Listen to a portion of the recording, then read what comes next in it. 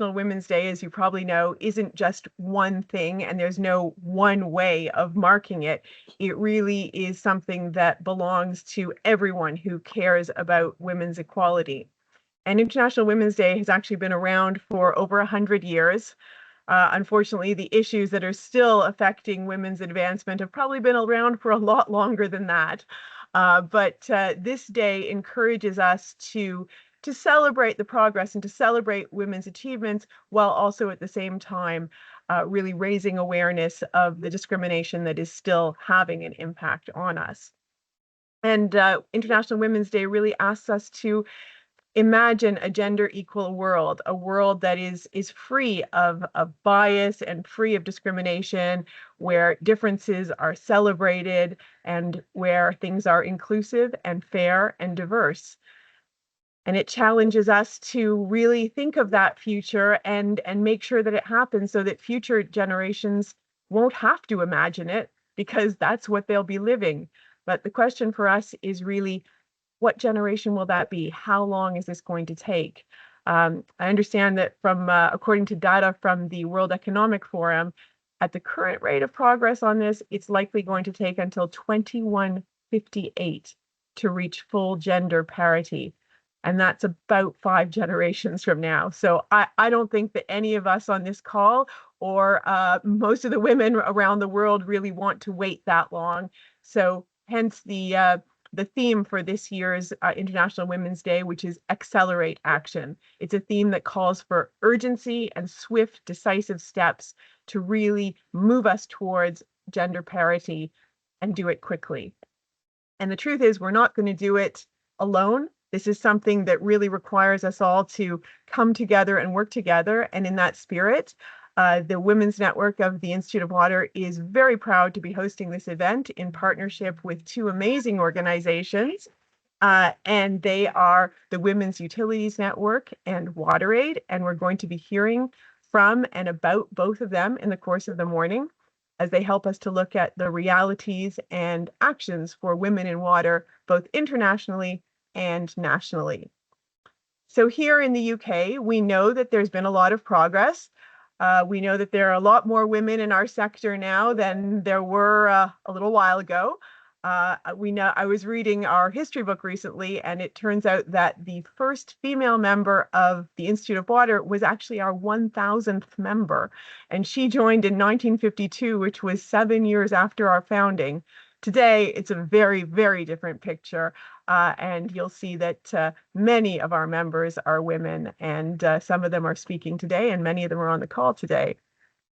But we know at the same time that we struggle to attract women to work in water and to retain them in the sector. And that when they do join, sadly, they're also leaving as quickly as they join here in the UK. And that means that women's perspectives are not as involved or engaged as they could be and should be in how we deliver this vital service and in how we face and address all the challenges that we're seeing today. But we can actually do something about that. So the Women's Network and our partners are passionate about creating change and supporting more women to join the water sector, to work here, and to choose, because they want to make their careers here. So this morning, we're going to be hearing from a number of women who work in water. We'll have our keynote and then 3 speakers who will help us look more internationally at progress on women's equality in our sector. And after that, the 4 morning speakers will be part of a panel. So that's your opportunity to ask questions. If you have questions as people are speaking, Abby, should they just go in the chat? For if anyone wants to send them through? Yes, absolutely. Right. So please don't wait. Don't wait. Just feed them through the chat as they come along, and we'll try to get to them during the panel discussions. And by the way, I'll just say a couple words to introduce speakers, because you can find their bios in the event program. So now I'm going to hand over to Sarah McMath, who is the CEO of Mosul, and she's an active member of both the Women's Utilities Network and the Institute of Water. And I've been lucky enough to hear Sarah speak several times, and she is always inspiring with her journey through our sector. Over to you, Sarah. No pressure there, Gabi. Thank you very much. So good morning, everyone. Apologies for joining slightly late. I think I'm IT challenged. I was sat in entirely the wrong lobby, so apologies. But I got here, so that's I'm here at last. And it's a real pleasure to be speaking today in celebration of International Women's Day. You may have already covered this, Gabi, so apologies, but the theme of this year's event is Accelerate Action to create a diverse, equitable and inclusive world where difference is valued and is celebrated. And we're all here today within the context of the water industry to understand how we can work together to create a more inclusive environment for women to thrive and not just survive in the workplace. But it's really difficult to talk about our industry in isolation. We have to consider the current global shifts in attitudes towards women, towards EDI as a topic, towards what threatens the status quo and the privileged position that a few powerful people, usually men, currently hold. I would argue that our world appears to be at a tipping point. This is something I'll come back to, but I say this as now more than ever, we need to take action. We need to hold and to protect the spaces that we have created and to raise awareness about discrimination, gender inequality, and the issues that are still impacting women's ability to thrive in the workplace today. So I'm here both as CEO of Mosul and as a director of the Women in Utilities Networks board. And whilst it seems obvious, I think it is really important for me to state up front that I stand firmly against any policies that seek to reduce our commitments to create a more equitable and safer environment for women to work and live. Globally, we've seen backward steps in women's rights to access education, contraception, justice against violence and economic advancement.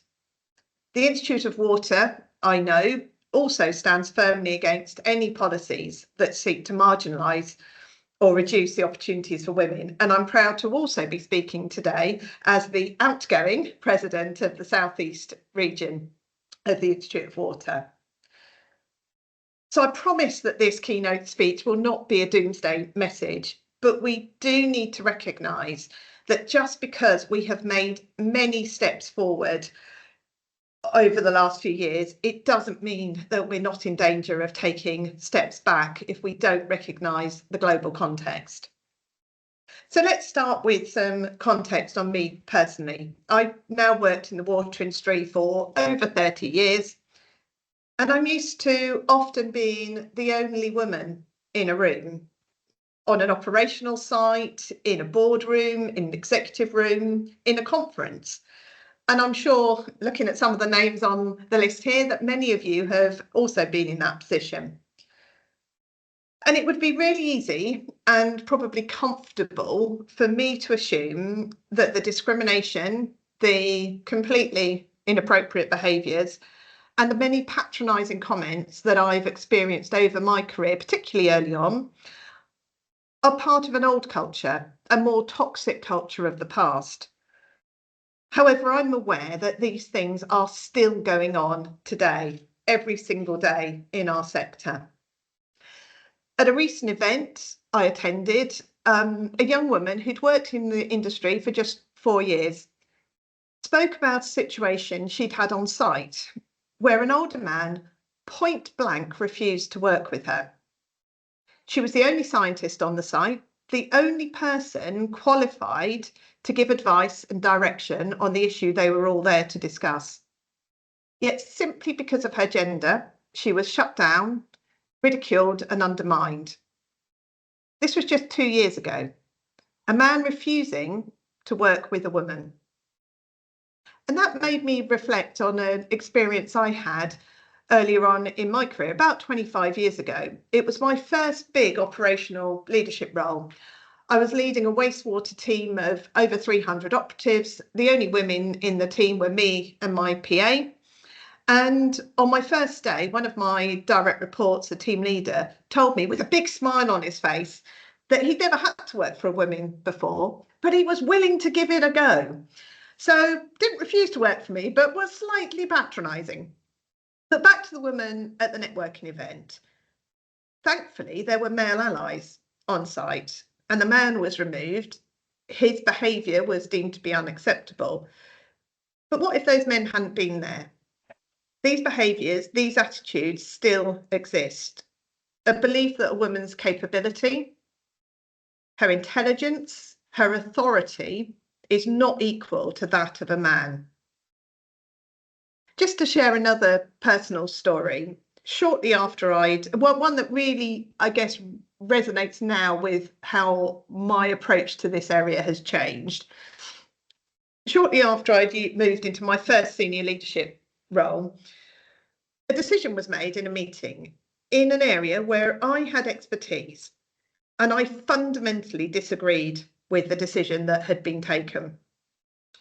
I'd done my homework. I was really clear in my objections and my reasoning why, which were based on clear data, evidence, and analysis from my team. But as I made my points, I noticed my director smirking, raising his eyebrows at all the men around the table. And then he noted, as if I wasn't even in the room, oh dear, Sarah's getting all emotional. Too often we associate emotion with weakness. Maybe because our emotions as women aren't always displayed in the same way as men. And that is an oversimplification, but I firmly believe had I become angry at the decision, if I'd have banged the table and voiced my objections displaying more male traits, it may not have been expressed as me being too emotional, but my anger would be perceived as being assertive, being a leader, being confident. But what is anger, if not one of the most basic of emotions, lacking all nuance or intelligence? In this case, I'm ashamed to admit that I was embarrassed. I made a note to myself to ensure that I was less emotional in future meetings. I changed me and my natural style because of the environment I was in. But I guess I've learned that that was a mistake. I didn't change the debate. So now I would say, don't try and adapt to the culture you're in.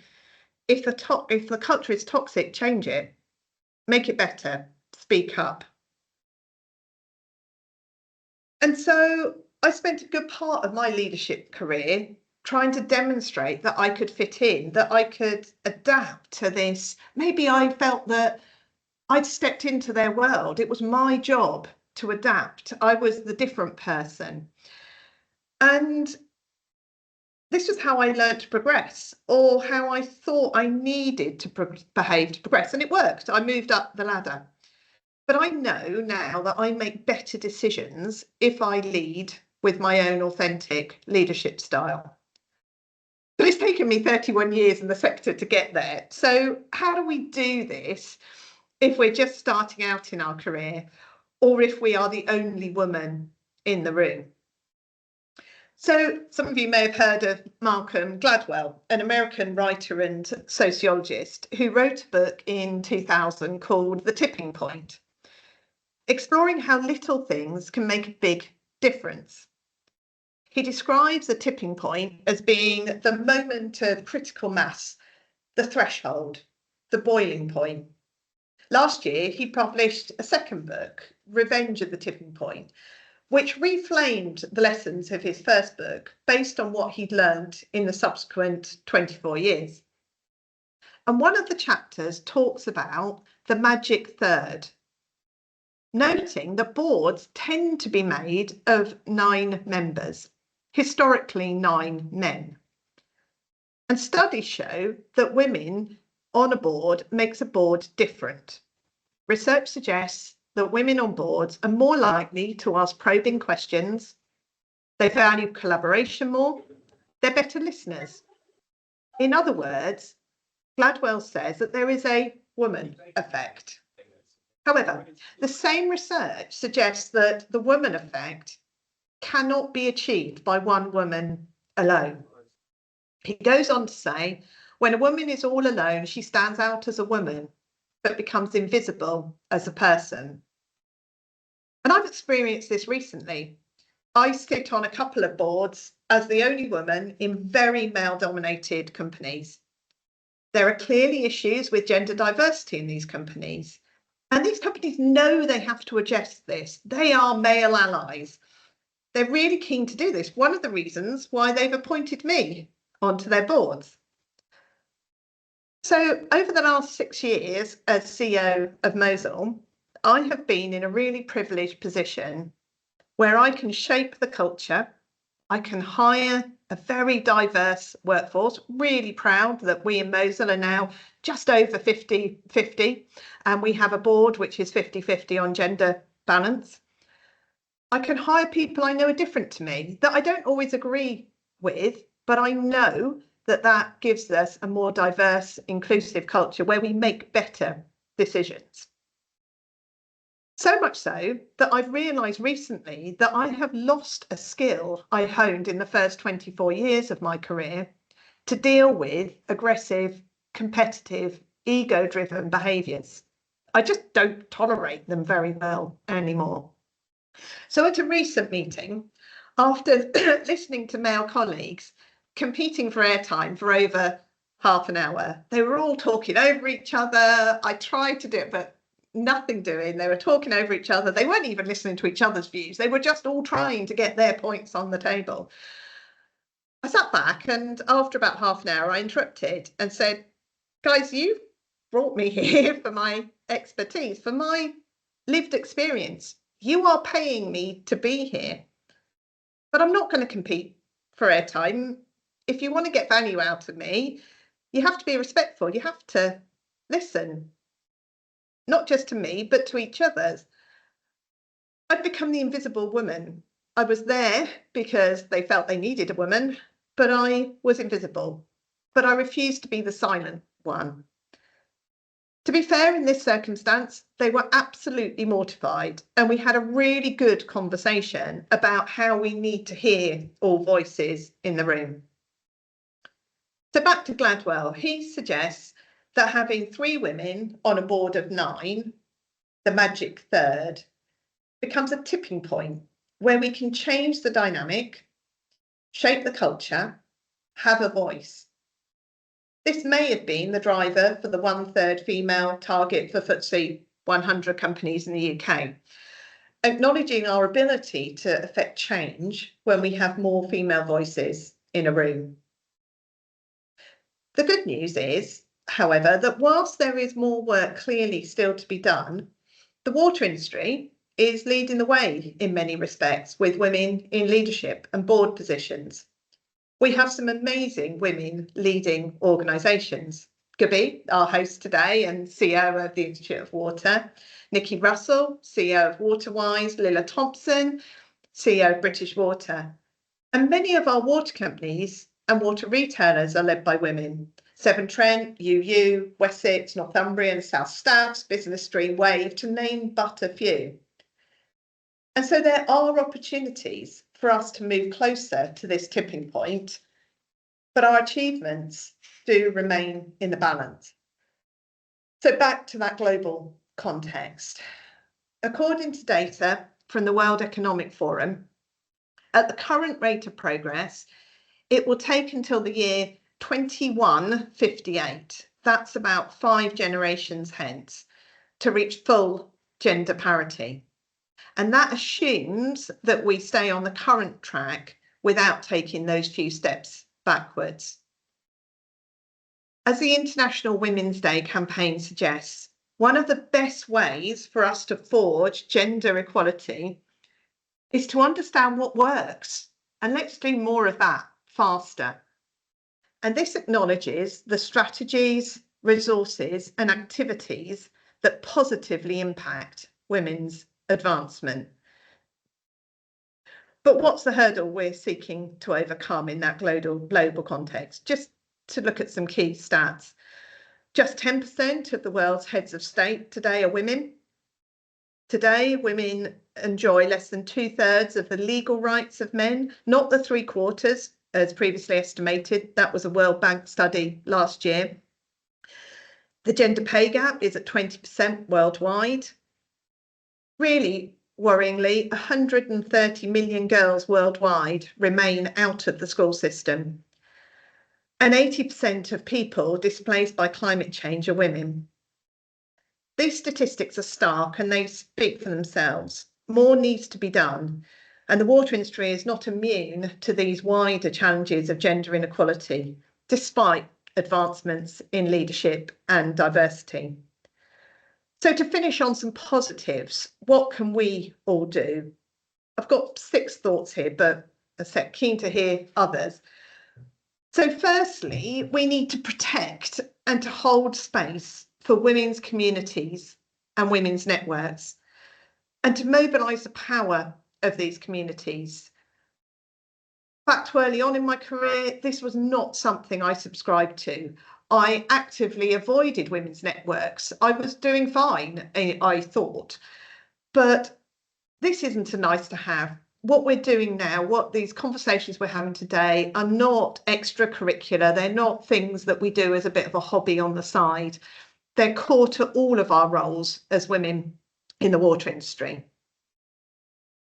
Secondly, we need to build relationships and welcome male allies. Let's not make men the victims. Let's not allow men to make themselves the victims. They are part of the solution to a more gender equitable world. Thirdly, speak up when something doesn't feel right. I'm guilty of this early on in my career. It's really hard to do. It's easier to try and fit in. It's easy to join in with the banter until you suddenly realise the banter is now really uncomfortable, but you've sort of let it go too far to call it out. It is the only way to change a culture. We all need to learn how to have difficult conversations. We also need to hold recruiters, managers, people leaders to account for unbiased recruitment. To build diverse teams, do not accept a male-only shortlist for any role, however hard it is to get female candidates. We all need to support and embed policies that promote all forms of equality for opportunities, advancement, flexibility in the workplace. Policies can sound boring. My team know I have to be encouraged to get excited about policy, but they're really important. They're a written contract. They're a commitment to doing the right thing for equality. And then finally, we need to create safe working environments for women to enable them to thrive in the workplace, not just to survive the daily grind. And we all need to challenge our companies and circumstances where we are not seeing safe environments. So to finish, these are just some of my views. And as we know, one woman's views cannot change a culture.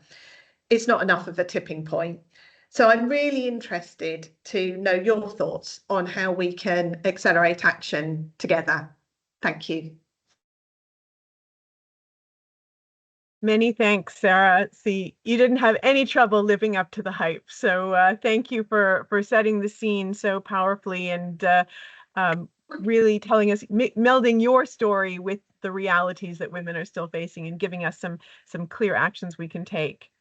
So to continue on that theme of looking at this question internationally, we're now going to hear from Natasha Mwenda, who is from WaterAid Malawi, and she is the Wash and Health Program Manager. And actually, again, from our history book, IWater's involvement with WaterAid has taken many different forms over the decades, but it actually began way back in 1981. And I'm sure that You all already know about WaterAid and the vital work that they do to reach everyone with clean water and decent toilets and good hygiene. And Natasha will give us some really good insights on how to advance women's leadership in gender responsive wash infrastructure. And I'll just hand over to her saying that one thing I was really struck by is some very simple wording on WaterAid's website. What do clean water, decent toilets, and good hygiene have to do with gender equality? Quite a lot, actually. Everyone benefits from clean water, decent toilets, and good hygiene, but women and girls stand to gain the most.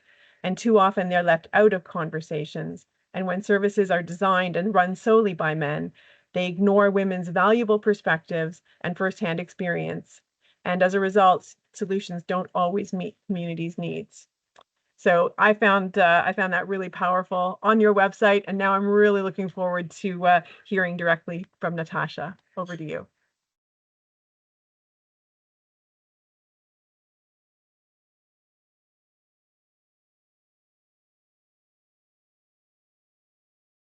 Thank you so much, and thank you, Gabriella, and everyone for the opportunity that I may share our work as WaterAid.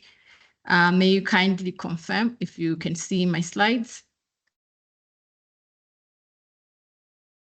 Yes, if you can make them full screen, perfect. We can see them. All right, thank you so much. I think Gabriella has given a good introduction on what WaterAid stands for and what it means when we talk about decent toilets, safe water, and how it relates to women. For us as WaterAid, we want to reach everyone everywhere with the safe water and the decent toilets and the good hygiene. We don't want to leave anyone behind, even those marginalized groups, especially women and adolescent girls. My presentation will mostly be on the rationale. Why are we talking about women leadership and voice in the planning, designing, and the construction infrastructure? And what are some of the lessons and best practices that we have identified over time as WaterAid, as well as a call to action, because I know there are quite a number of advocates in this grouping or in this meeting, and we engage at different level with different stakeholders where we can deliver the message. So basically, why are we really talking about women leadership and voice in gender responsive wash infrastructure planning, designing, and construction? Does it mean that if men construct or design the wash infrastructure, something is missing? So I'm going to answer that question. Basically, the reason why we are looking at women and the girls in this regard is because women and girls have a distinct wash needs. And these needs, if they're involved in the designing of the infrastructure, the infrastructure itself will be designed in a way that it is designed with the needs of the women and girls in mind. Poorly designed wash facilities can put women and girls at risk of harassment, violence, or assault, especially in public spaces or in schools. Women also, especially those from marginalized communities, often have limited influence over infrastructure decisions. Including them in the process ensures that wash system serves all users equitably. It helps to break the barriers that come because of the marginalization. And women are primary users and managers of household water and sanitation. Their involvement in wash infrastructure design and construction fosters a sense of ownership, leading to better management, maintenance, and sustainability of the systems. Involving women in planning and construction opens opportunities as well for skills development, employment, and leadership in WASH-related sectors. This challenges gender norms, empowers women economically, and enhances their decision-making power even within their communities. Women play a key role in influencing households and the community WASH behaviors. So their participation in WASH decision-making can lead to better adoption of hygiene practices, improved sanitation behaviors, and stronger community engagement. So generally, water, sanitation, and hygiene are a women's issue. As WaterAid, we have been working with women because we know and appreciate that they are mostly the ones affected when we don't have adequate water or poor sanitation, or if the infrastructure is not designed in the right way. So for us, our work has focused on capacity building for women in WASH leadership. So we have supported women sanitation entrepreneurs so that we increase access to gender-responsive WASH services for the women and for the girls. And our projects also have trained women in masonry and WASH infrastructure construction, challenging gender norms in countries like Nepal, Malawi, Ethiopia, and other countries. We are also supporting community mobilization and community empowerment initiatives for women.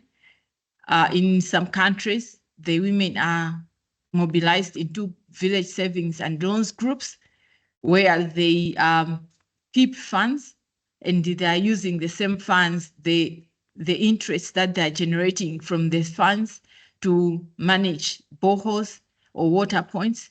And these also resources are helping them to improve their own financial or economic status.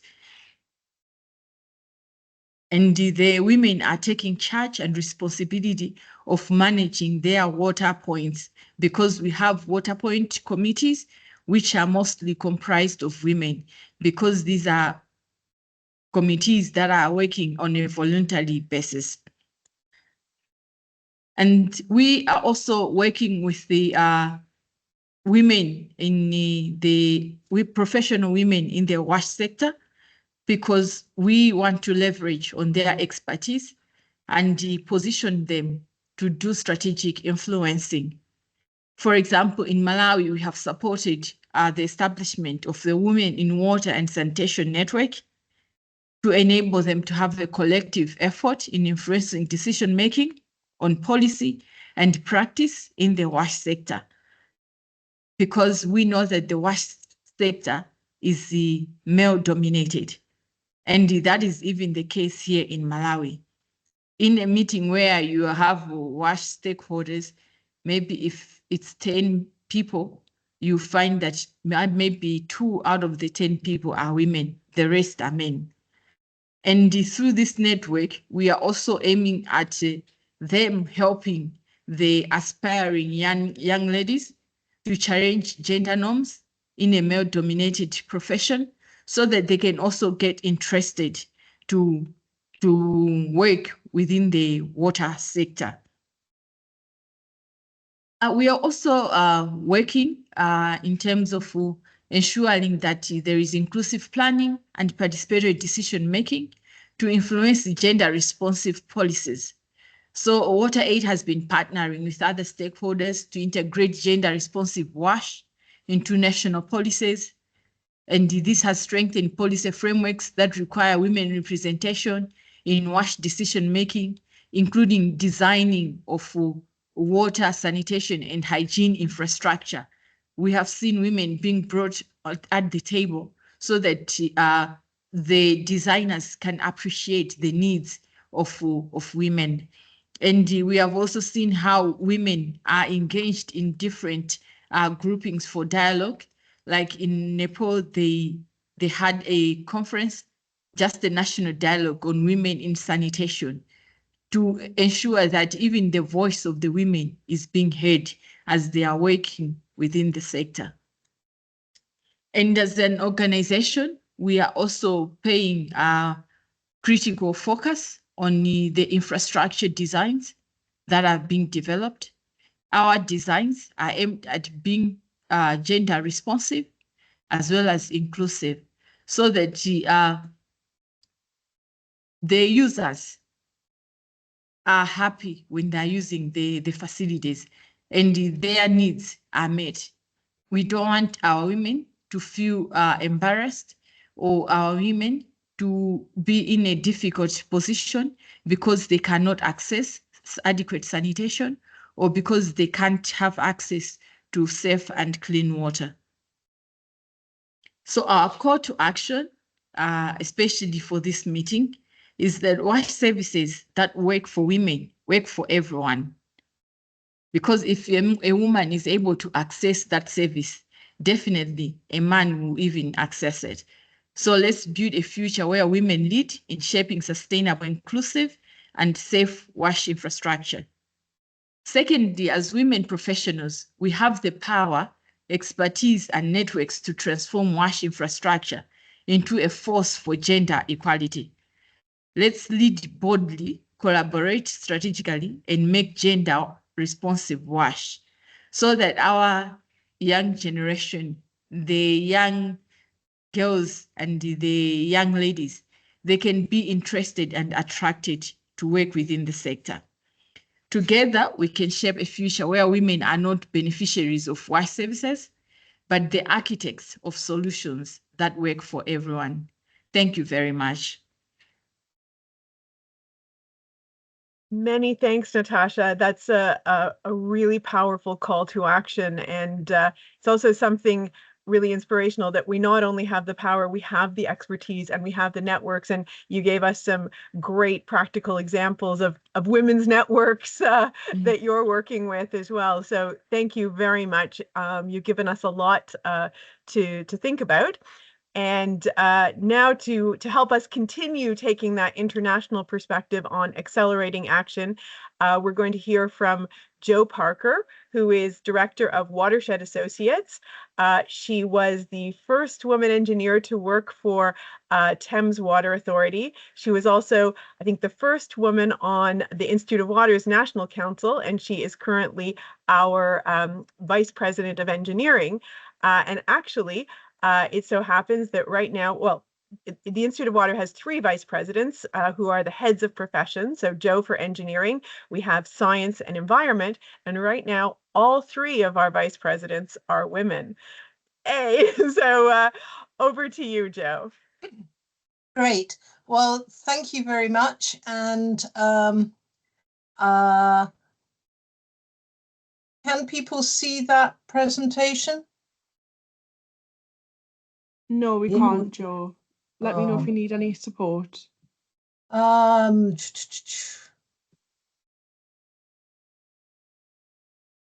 don't see. Right, got it. Okay.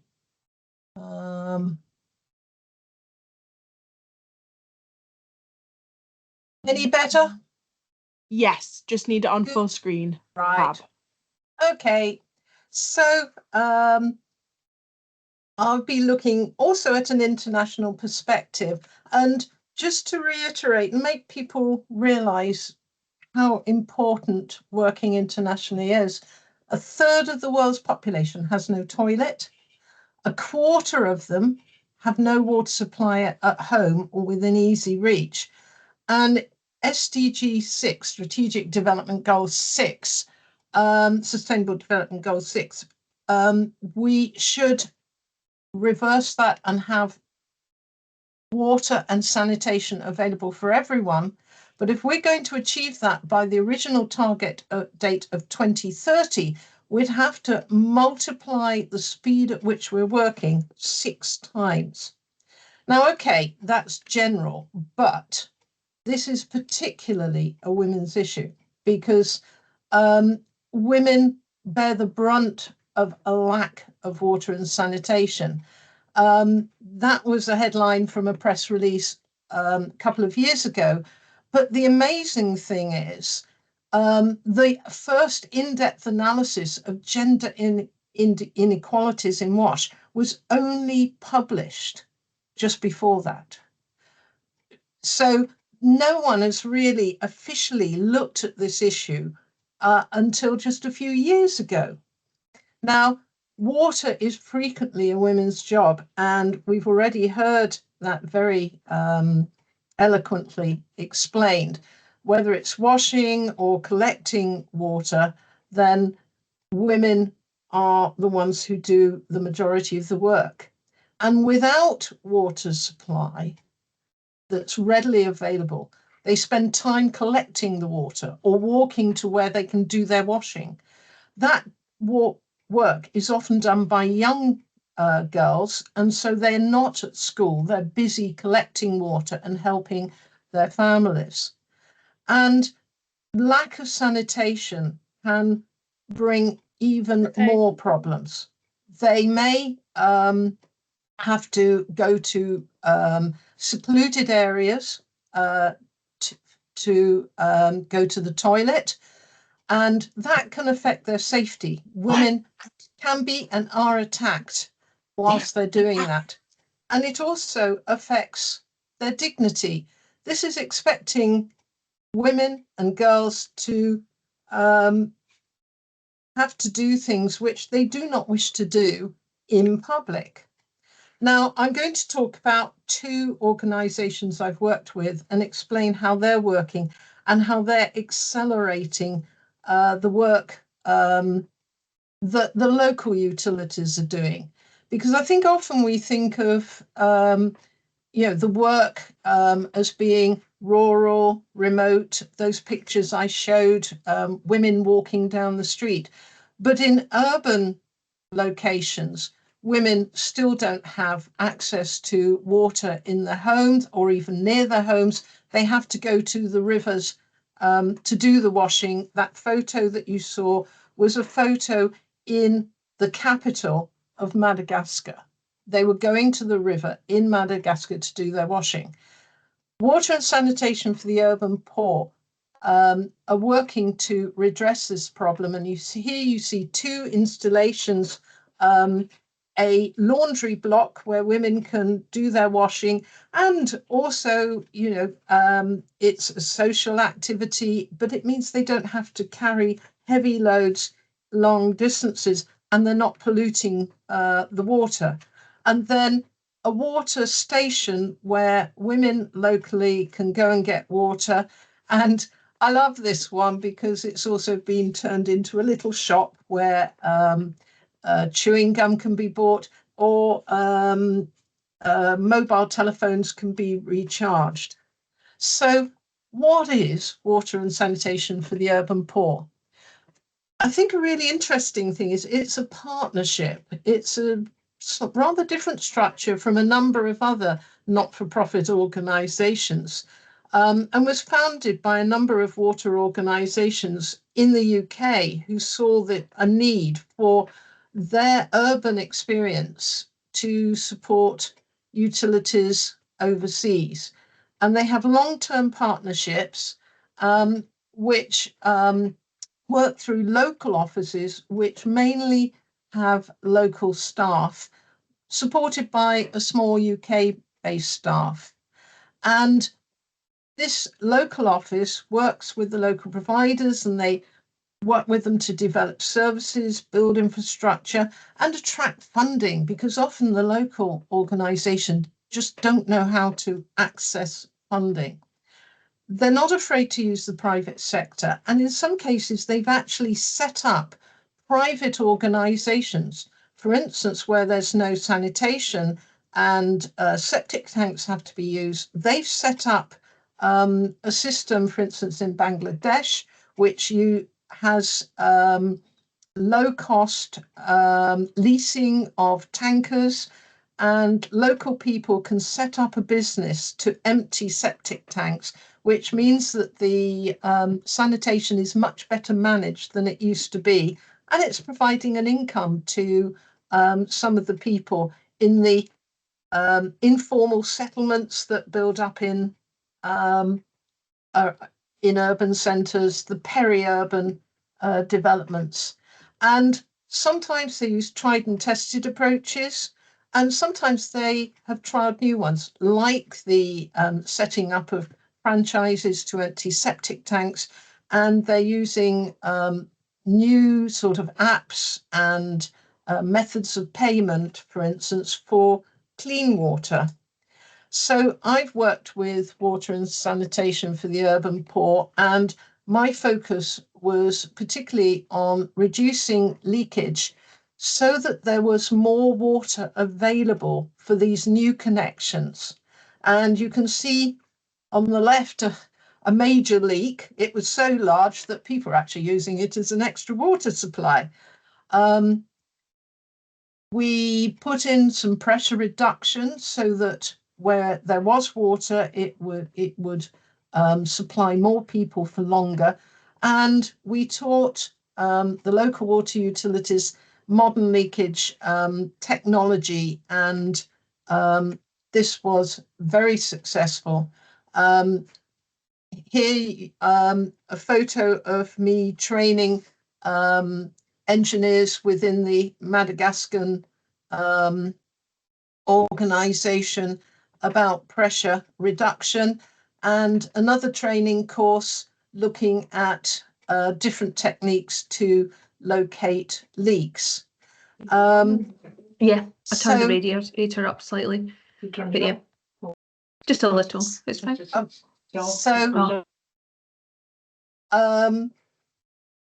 WaterAid has been working for 20 years and is developing expertise and is really accelerating what the local organisations are trying to do. I will give a shout out for WaterAid, because WaterAid partner with WaSUP some of the time where appropriate, and that's been very successful. Moving on, another organisation which is also partnering, but in a slightly different way, is RockBlue. This is actually an American organisation, and I've worked with them with the Ghanaian water utility, working with them to improve how they manage their assets, how they can look at risk assessment. Helping them to look at where their major risks are and then how to control those.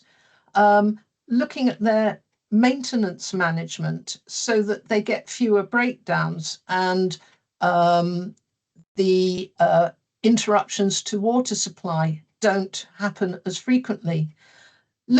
Carrying out energy efficiency analyses, so working with them to implement a program, and then finally looking at health and safety so that their own staff are kept safe and are not injured so frequently. And the main outputs from this are that better run utilities will provide better services, and the local representatives have access to international experts, people who are experienced in running water utilities. And we work with a utility, and the utility decides what their priorities are. They come up with between 3 and 5 projects each year, and we speak to them on a monthly basis. And the brilliant thing about this is that whereas with WaSUP, I had to go out and actually look at what was happening, with RockBlue, I'm working from the UK, talking to the people in Ghana and discussing what support they actually want from us. And online technology has really transformed how they work. So to conclude, water and the quality of women's lives are intrinsically linked. So it's really important that everyone works to try and improve the availability of water all around the world, particularly in low and middle income countries. And so for instance, the active support of the water industry in the UK working with WaterAid is in itself improving the lives of women. But we do need to work more, be more active in that area. And many of the utilities in those countries are actually not that different from us. They face the same issues, lack of finance, criticism from the customers who always want a better service, aging assets, climate change. They're facing the same issues that we have. But the interesting thing is, there's no Institute of Water in either of the two countries I've worked in with WASUP in Madagascar or Mozambique, and there isn't in Ghana. The IWA, the International Water Association, has African delegates, but I do feel there's more we could be doing to promote membership of IWA or help set up Institute of Water in another country, because providing and sharing technical and managerial support can really accelerate the actions of local utilities, which will result in better lives for women. Thank you. Thank you, Jo. A new challenge for us, and actually perfect segue because our next speaker is going to be from the International Water Association, or IWA, and Jo has also been a long-term member of that. So what some of you may know or may not know is that the Institute of Water is actually the national member for IWA in the UK. And so we are really delighted to welcome Florence Laquet, who is the Senior Officer for Inclusive Urban Sanitation at IWA, and she's going to share with us IWA's roadmap for action to accelerate gender-inclusive leadership in water and sanitation. So really excellent follow-on from what Jo's just shared. Over to you, Florence.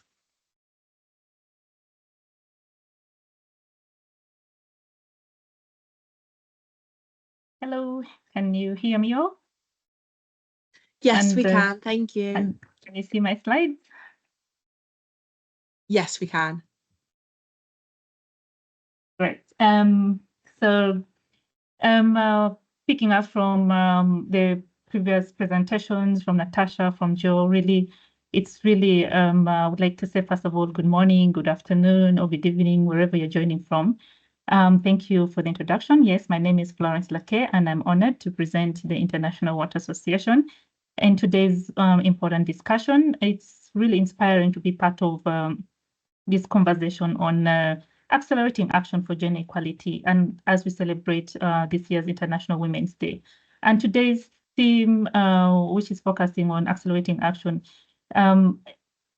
if I were to give a bit of context, so at IWA, with our global network that spans over 140 countries, we are really committed to ensuring that women are not just included, but also empowered to lead at all levels, both in different leadership or governance structures, but also in the various programs that we have. In this presentation, I'll walk you through IWA's roadmap for action, that is our progress, our success, and also the work that still lies ahead to ensure that women are in the driving seat of shaping the future of water and sanitation for all. So let's dive in. Let's dive in. Okay, so I would like to start with the story of Amina. So Amina is a young water engineer from a low-income country, and as I listened to the keynote speaker, Sarah, her stories that she shared today with us was quite inspiring and kind of like resonates with Amina's story that I would like to share with you. So Amina is a young water engineer from a low-income country. She was really passionate about improving access to water and sanitation in her community and worked really hard to secure a role in a leading water utility. However, despite her skills and dedication, Amina faced very multiple challenges, and including struggling to have her voice heard in meetings. There was limited mentorship and support networks available at that time, and also there are few women in leadership roles that she could look up to, that would really kind of like inspire her. And then also the added responsibility of balancing work and family did not make it any easier for Amina. So despite these challenges, Amina really persevered and eventually became a leader within the utility, and also had a desire to change the status quo. And so she started mentoring young women within the utility and also advocating for gender inclusive policies. But here's the question. Should women, again, still building from the keynote presentation where Sarah said it took her 31 years. So the question here is, should women have to fight this hard just to lead? I would like to pose two questions for us to reflect on in our discussions today. One is, if you think about Amina's story and also with reference to the stories that Sarah shared, what challenges resonate with you or your organization? You could highlight just 3 top barriers that resonate with you. You could post your reflections, your responses in the chat. And then also the second question is, what actions could have helped from this story that I've just shared and also from the stories that have been shared already by the keynote? What actions could have helped Amina or even Sarah reach leadership faster in the respective organizations? So this is just to trigger us as we continue with our conversations and discussions today. So feel free to post your responses and your comments and your experiences also in the chat. So at IWA, we are not just talking about gender diversity, we are really taking action. And at strategic level, our 2019 and to 2024 strategic plan did not explicitly address gender, age, and regional diversity in the goals that we had set. However, our new strategic plan makes a very clear commitment. We have a specific goal that is directed towards ensuring we improve gender geographical diversity in leadership positions. So this is really a very clear and strategic commitment at IWA in our new strategic plan. So how are we addressing gender diversity in IWA? Recognizing that IWA membership has historically been imbalanced. The Secretariat has taken deliberate steps to increase the engagement from underrepresented groups, including women, and we implement different approaches to different processes. For example, we have the process that we lead or we have control over. Of course, the recruitment of the secretary staff, but we really have a very diverse team at the Secretariat. Then also the strategic programs, steering committees, and also all the other decision-making bodies of our different programs and projects. We have program committees of our Tier 1 events. These are our congresses, the World Water Congress, as well as the Water Development Congress. And also the articles that we publish in our quarterly magazine, and then also webinar speakers and topics to be addressed, and also how we feature the different members on our platform, which is Connect Plus. All these are processes that we have control over. And the strategy that we use here is we have, for these processes, we have developed an internal DI, diversity, equity, and inclusion guidance, which sets some minimum targets. For example, at least 40% of our program the Congress program committees, as well as decision-making bodies over different programs and projects must be non-male, must be females, and also at least 30% of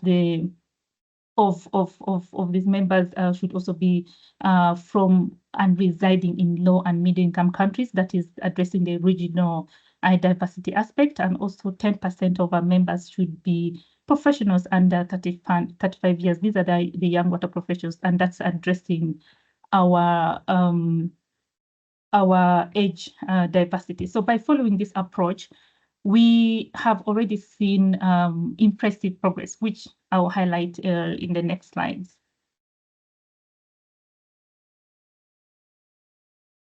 So, however, we also have what we call member-led processes.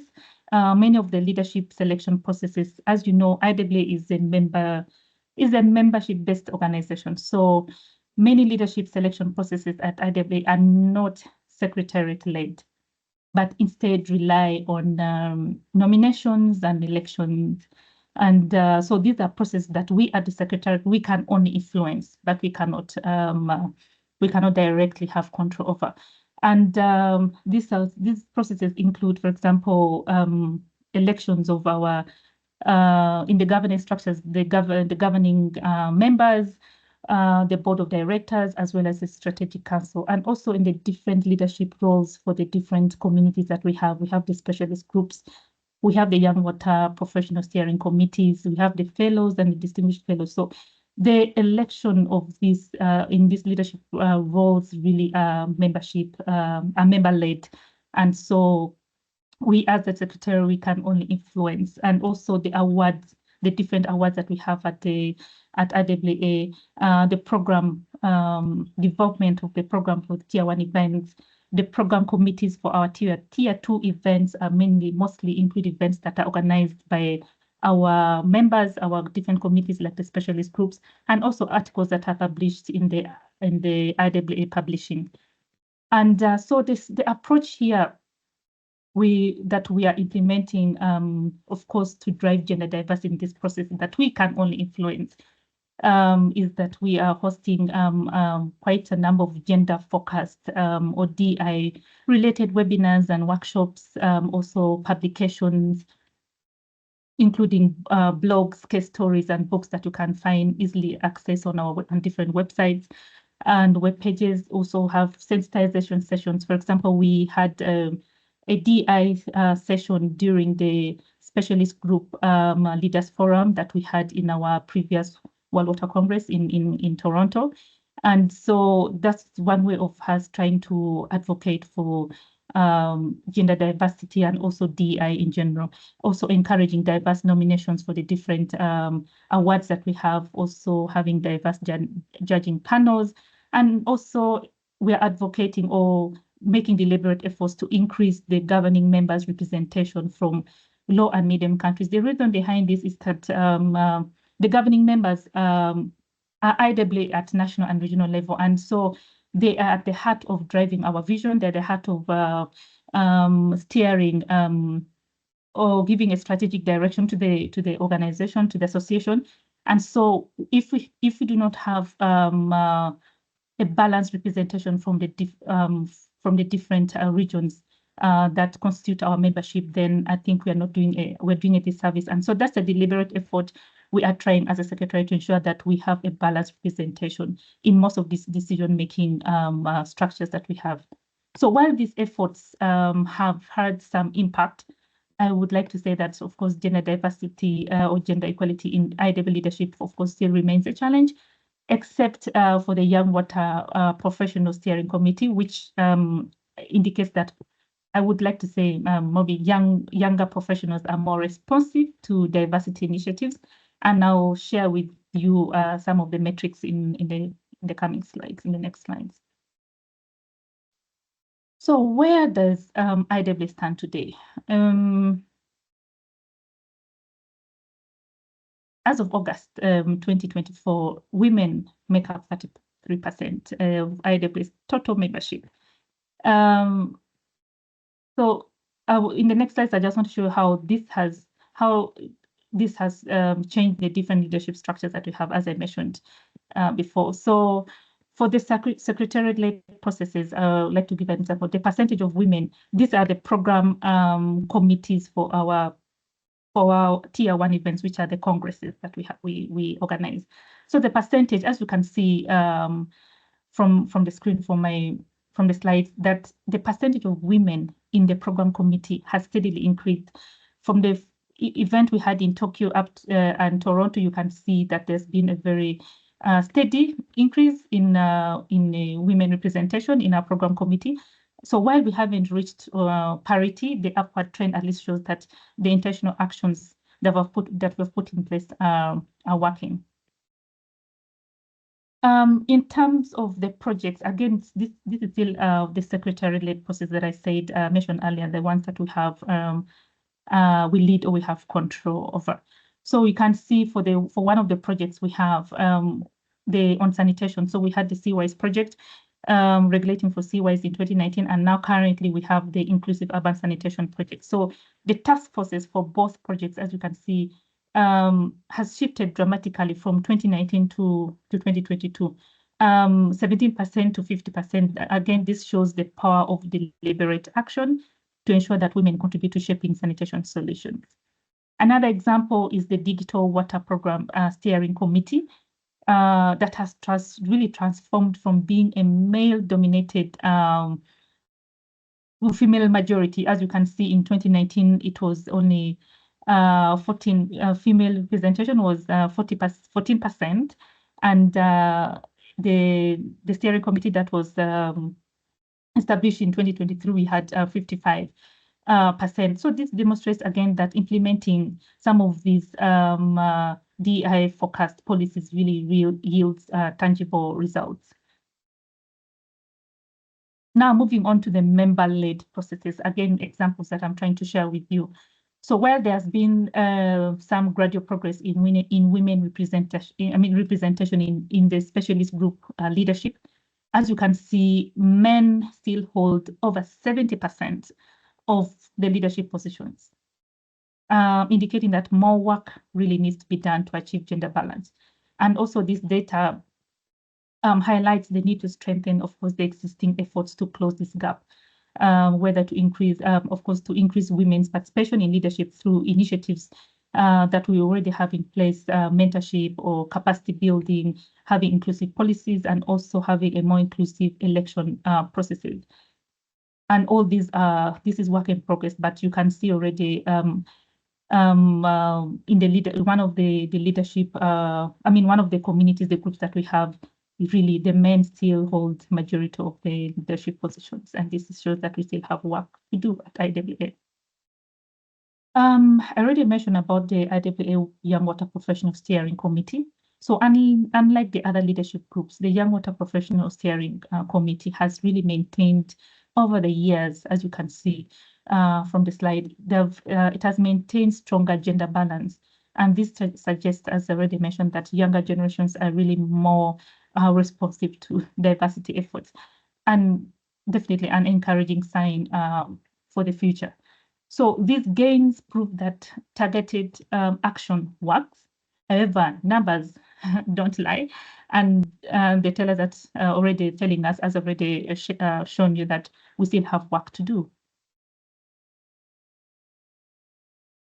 So I would like to share with you, of course, some key achievements that we've been able to register over the years. So I would like to start with at last year's 2024 IWA World Water Congress in Toronto in Canada. Diversity, equity, and inclusion, and of course, gender was a central theme that showcased the growing significance of DEI within the organization and the broader water and sanitation sector. Some of the key milestones that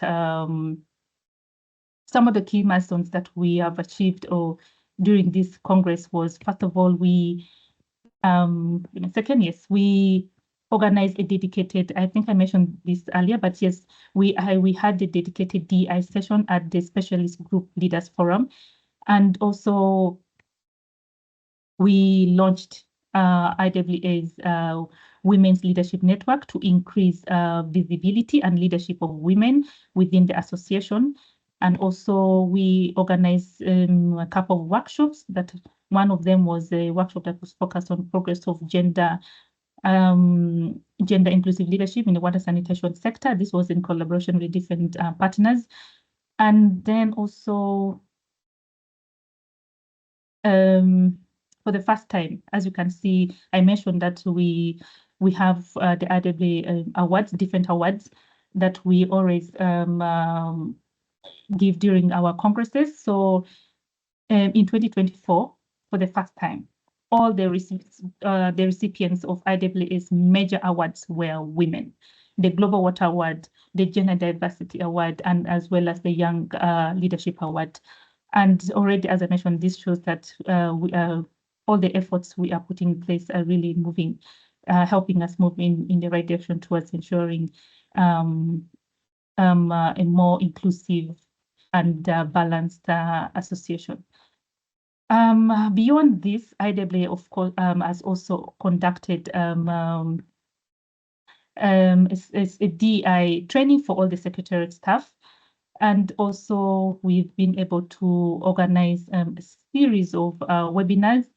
One of our specialist groups, which is the sustainability in the water sector, has organized for the last, I think, 3 years, has organized International Women's Day webinar series, highlighting women's leadership in different regions.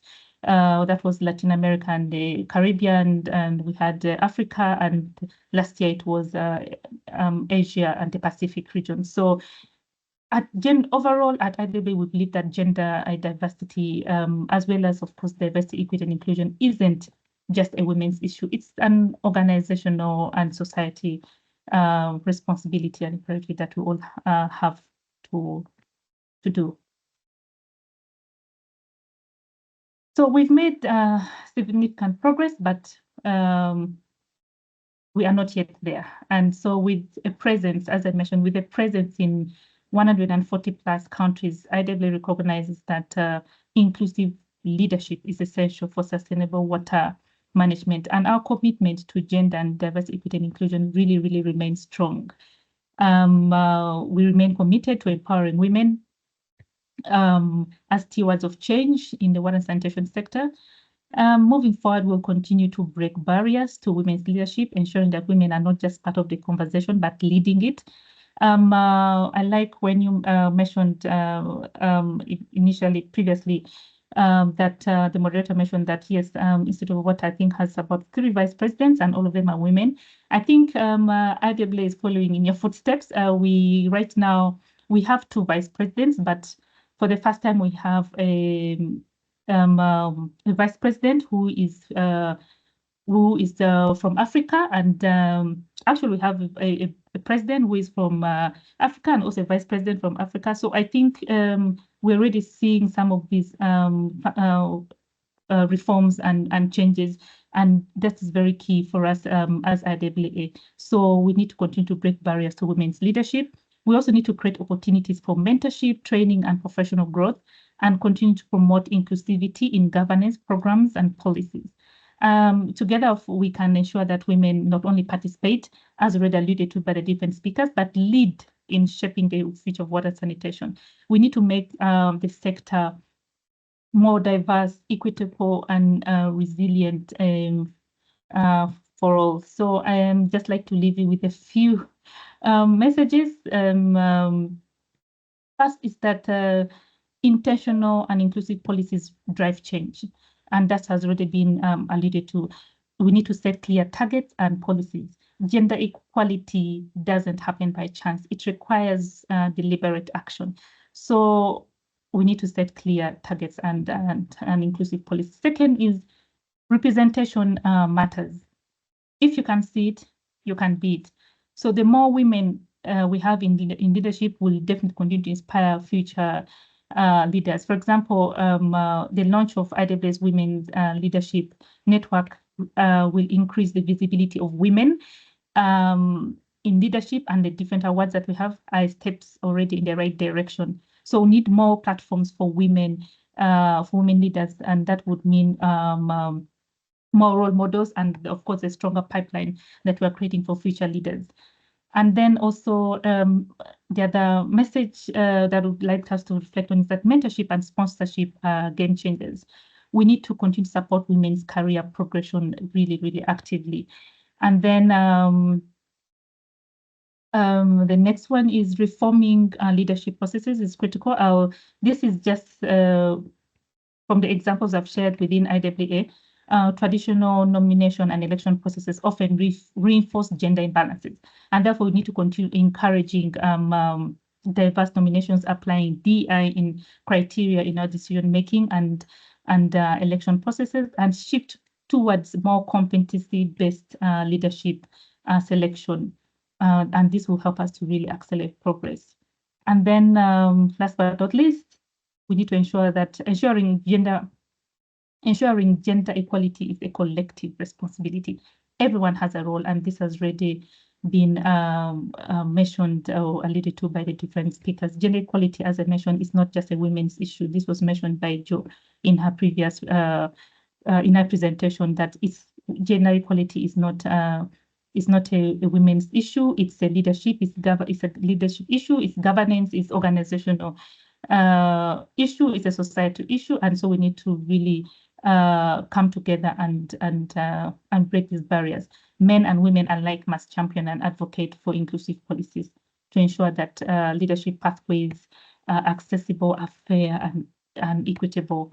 And then last is that data and accountability matter. As you've seen from the metrics that I've shared, we need to use data to measure impact and drive change. Without data, I don't think we'll be able to show progress. I think most of the presenters or speakers have given some data or some metrics, and you can see the power of tracking of data. So we need to track gender representation in leadership, and this will help us to measure progress and adjust our strategies. And how can we contribute? How can you contribute? I'd like to say that this isn't an IWA agenda or mission. It's a global call to action, as has been already alluded to.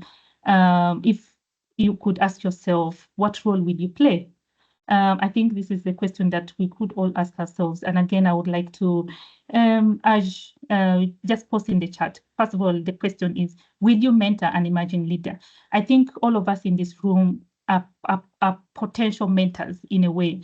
And so we just had a congress that we participated in that was in Kampala, organized by the African Water and Sanitation Association. And I remember one lady walked up to me and came to me and said, "Oh, hello, my name is this and this. I would like you to, could you share with me your contact? I would like you to mentor me." Just boldly like that. I was shocked. I was surprised, but again, filled with joy. And I was like, okay, this is great. So I think the question that we should ask ourselves in this room is that we all have the potential. And so can we start to mentor other people, other younger generations? Will you advocate for inclusive policies in your different workplaces?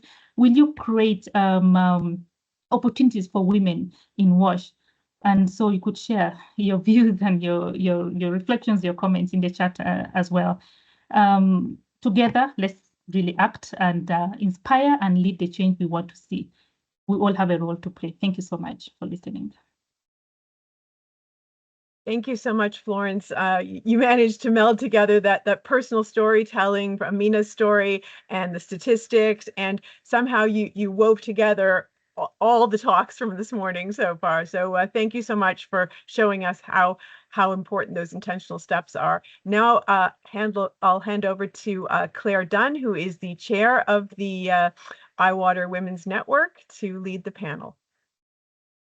Thank you, Gabby. First of all, before we start, really, I just wanted to say thank you to all of our amazing speakers that we've had so far. Really great inspirational presentations. So thank you for that. And I'm going to just launch straight into some questions because there's probably so much for us to discuss. And I'm conscious that we are between our speakers and their coffee break. So I don't want to get stuck straight in. So when I was reading through about our topic around accelerating action, and I was reading some of the background information on the theme, a couple of things jumped out for me that I just wanted to explore with you, if you don't mind. The first was around the barriers, and the second was around support. So I just wanted to explore those two areas a little bit more. And if I come to you first, Sarah, if you don't mind, I wanted to just ask you about, from your experience and some of the things that you have seen and you've heard, what do you see as the biggest barrier that still needs to be tackled? There's obviously lots to be done, but what do you think is the biggest barrier that we still need to face head on? So I think if we look at it globally, I think it's accepting back to the example I gave about sort of women's voices, I think sometimes in the UK water sector, it can feel like a lonely place for a woman, but it's actually pretty brilliant compared to other parts of the world. So I think the biggest barrier is having your voice heard and being taken seriously. And actually having a seat at a table, just to pick up one of the questions that was in the chat around, that tipping point question. A lot of the research really does focus on leadership. It focuses in on what is the ideal diversity to make great decisions. And it's usually focused on making more money, because that's where research tends to focus. But I think going back to that tipping point, I think it is about having that throughout an organisation, and not just within an organisation, but within the community. So some of the examples we've heard internationally, it's about having a female voice in the room. I personally went out to Malawi with WaterAid in 2016, and what struck me there was really that importance that we picked up with the speakers around having women's voice at the definition of the problem statement, not just at the definition of a solution. So for me, I think the biggest barrier is having women's voices at the right point in the conversation. So I'll stop there. Great, thank you, Sarah. Florence, I'll come to you next. Have you got anything else to add on that around barriers from your experiences?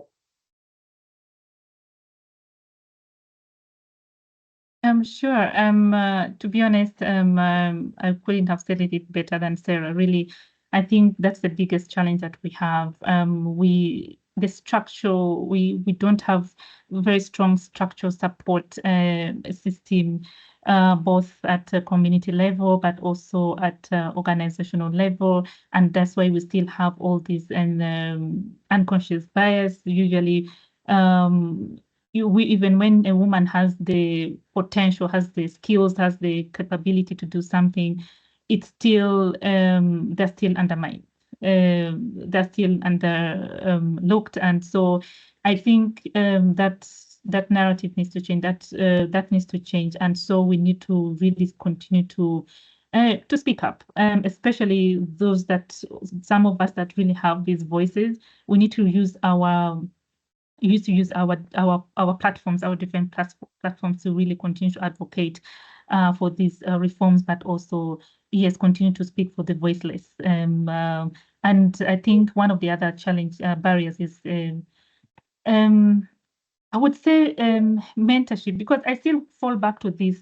While I was working, I worked with WaterAid Uganda before, and we in collaboration with the Ministry of Water, we started a program called the Women's Mentorship Program, and it was initially targeting only women. And the first two cohorts, you could see from the testimonies that the ladies were giving, could see that most of them felt like they now had a voice. They built their confidence, their communication had improved, and they could sit in meetings and speak up. So I think mentorship really plays a very critical role, and so that's something that we need to address. I think I can stop here. Yeah. Thank you, Florence. And Jo and Natasha, you gave us in your presentation some amazing examples of some real practical things that are happening, some fantastic things that you shared with us. So just turning to that support element, I just wondered if I could ask you, if I come to you first, Natasha, have you got, in your experience, have you seen really excellent examples of support to make change and that we should really be sharing and learning from? I beg your pardon?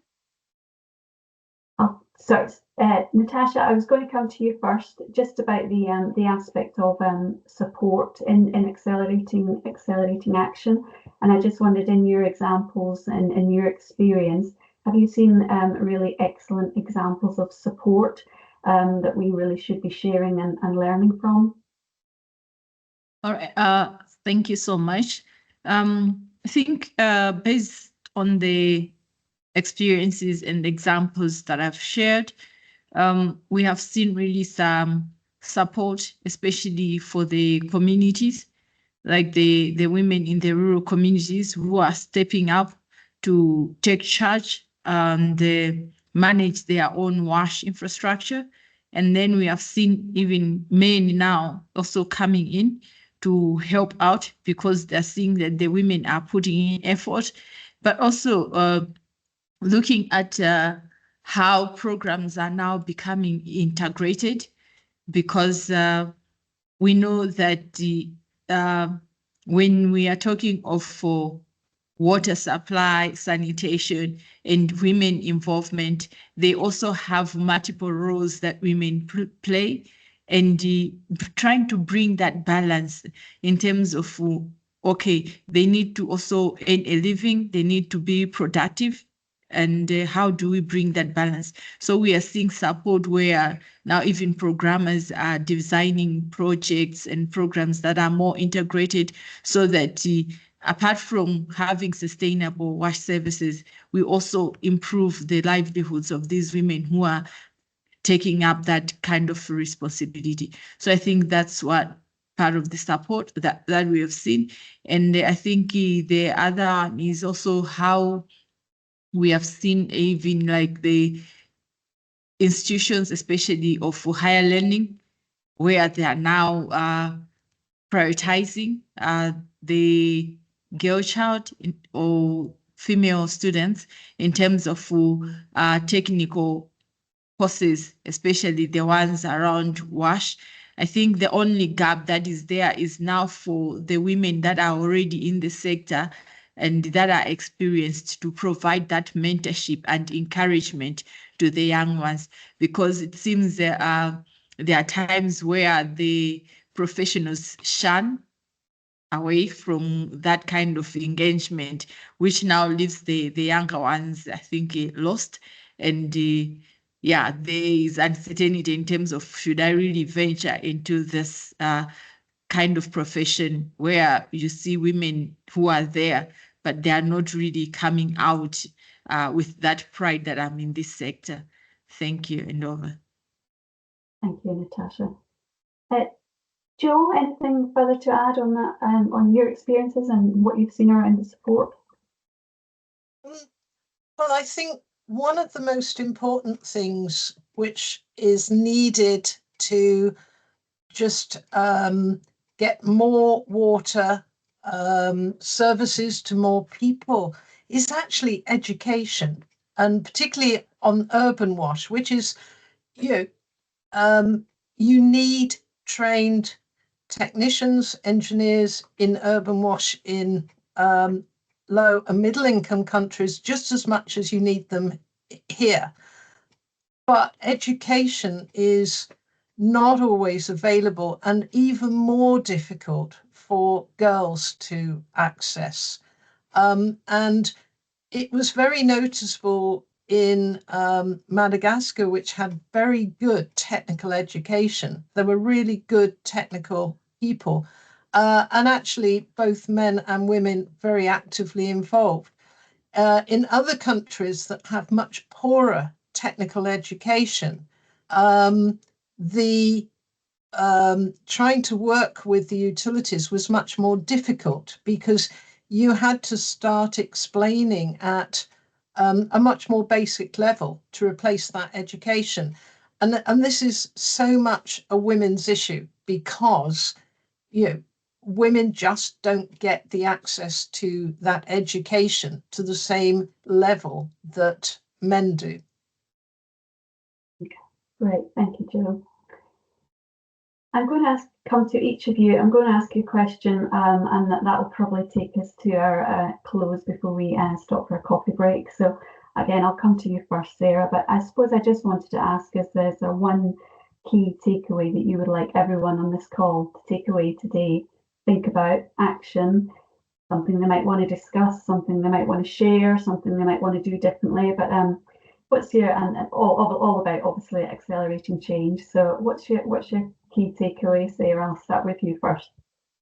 So Claire, I was just looking through the chat, and I was thinking about how to answer Anne-Marie's question, and it's related to this. So her question is around how can we continue to make progress in the current environment when the prevailing direction in America is to row back on inclusion.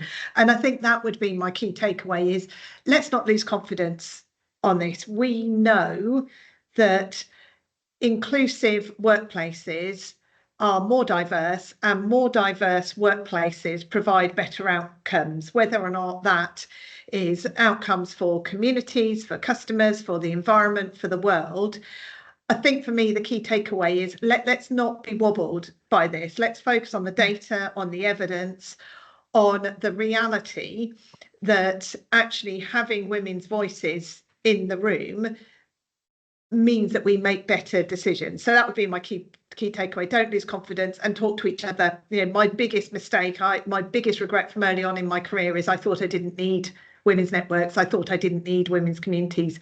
I did, and I still do. Great, thank you, Sarah. Natasha, I'll come to you next. What's your key takeaway?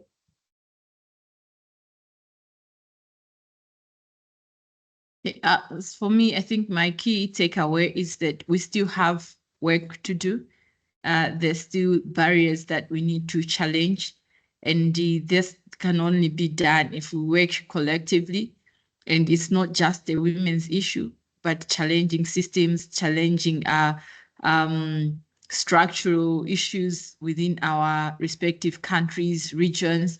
And also one of my takeaway is also looking at how we can collaborate across the globe, because there are a number of institutions that have gone ahead and others are just starting, especially women professionals, maybe in the water sector. How do we bring in that linkage and learning from each other so that we can accelerate progress? Thank you. Yeah. Great point, Natasha. Thank you. Jo, I'll come to you next. Well, I would say a takeaway is that everyone here, I don't know if there's anyone listening from overseas or if you're all UK based, but you can all contribute and work towards achieving SDG 6. Great that we've got IWA represented. Join IWA if you're not a member. Think internationally as well as locally. Support WaterAid. There's great support, but continue to do that, and maybe look at some of these other organizations. Rock Blue are looking for further experts. So raise your head above the parapet, and that applies to everyone listening, whether you're male or female, but women particularly. I think it was Florence who said, if you can see it, you can be it. Be visible, be active. Make sure people see what you're doing and realize that they could do it too. Great, thank you, Jo. And finally, Florence, your takeaway from today.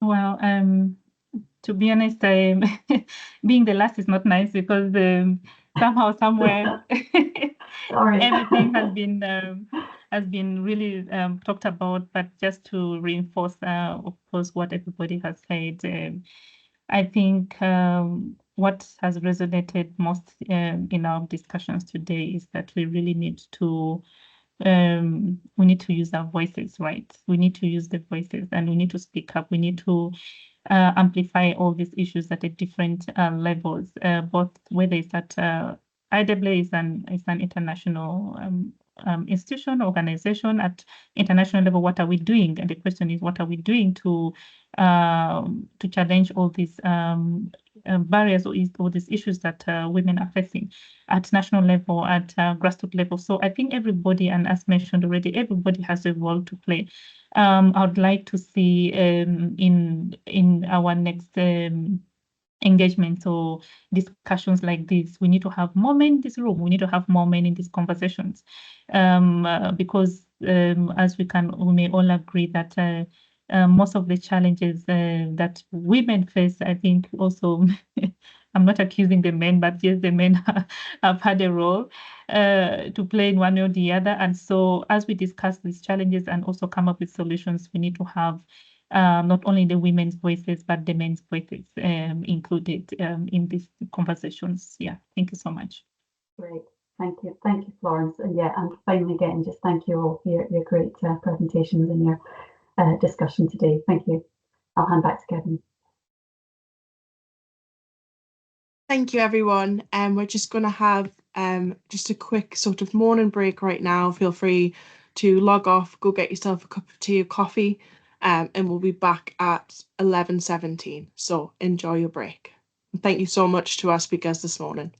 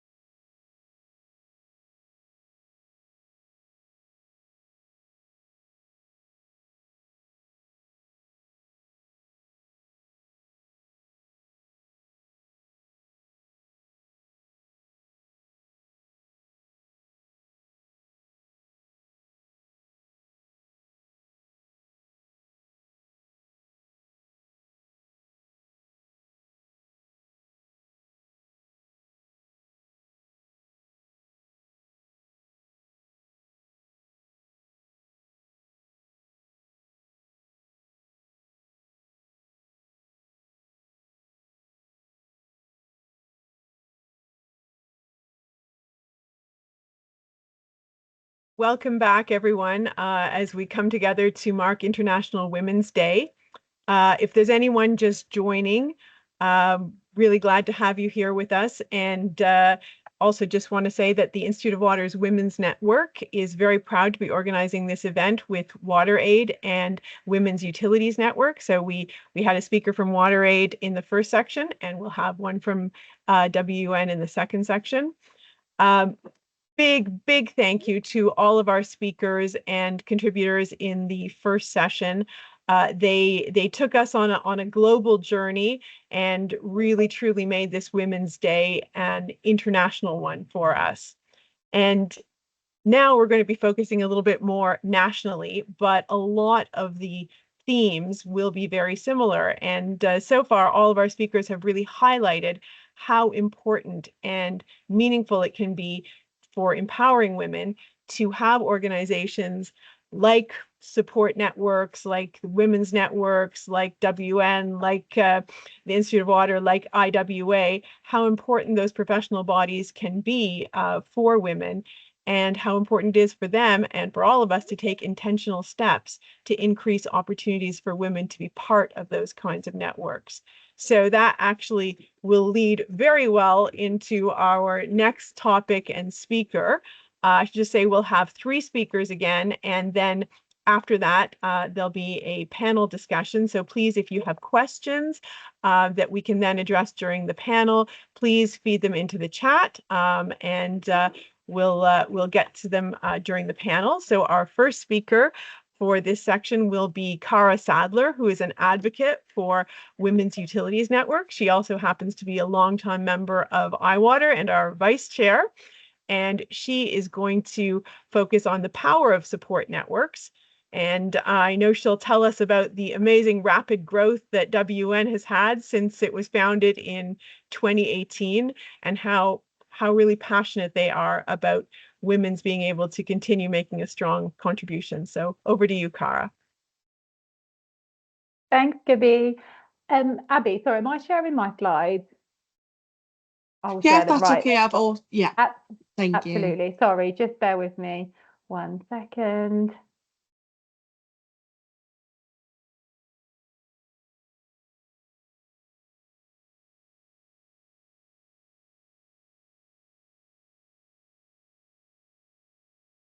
Okay, hopefully everyone can see my screen and hear me okay. So good morning, everyone, and thank you for the introduction, Gabby. My name is Cara Sadler, and I'm one of the advocates for the Women's Utilities Network. I also have 2 other hats that I wear day to day. I'm the head of water quality at South Staffs and Cambridge Water, and also the vice chair of the Institute of Water. So absolutely delighted to be here today.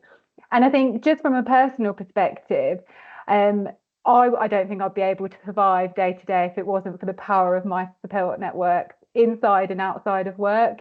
So if anyone has had the challenge of World Book Day to contend with today, where I had a last minute faux pas with a costume last night, I had some very important work that needed doing and was getting a bit of a messy head in terms of preparing for all that. I think we all know that, you know, it might not be being a mum, but I think individually we all have unique circumstances that means we need support in different ways. And it's really difficult when home and work can encroach on each other, you know, the stress that can put on us as individuals. So what I hope that you just get out of this small presentation is just how you can get some of those support networks. And I think the power of these is, I mentioned between home and work, but actually the network that one provides and the Institute of Water is friendships that go far beyond work as well. And that's a really powerful thing, because it's people that understands our circumstances, understands the challenges that we have, not just in the water industry, but the roles that we do, and connected with like-minded people is really, really important.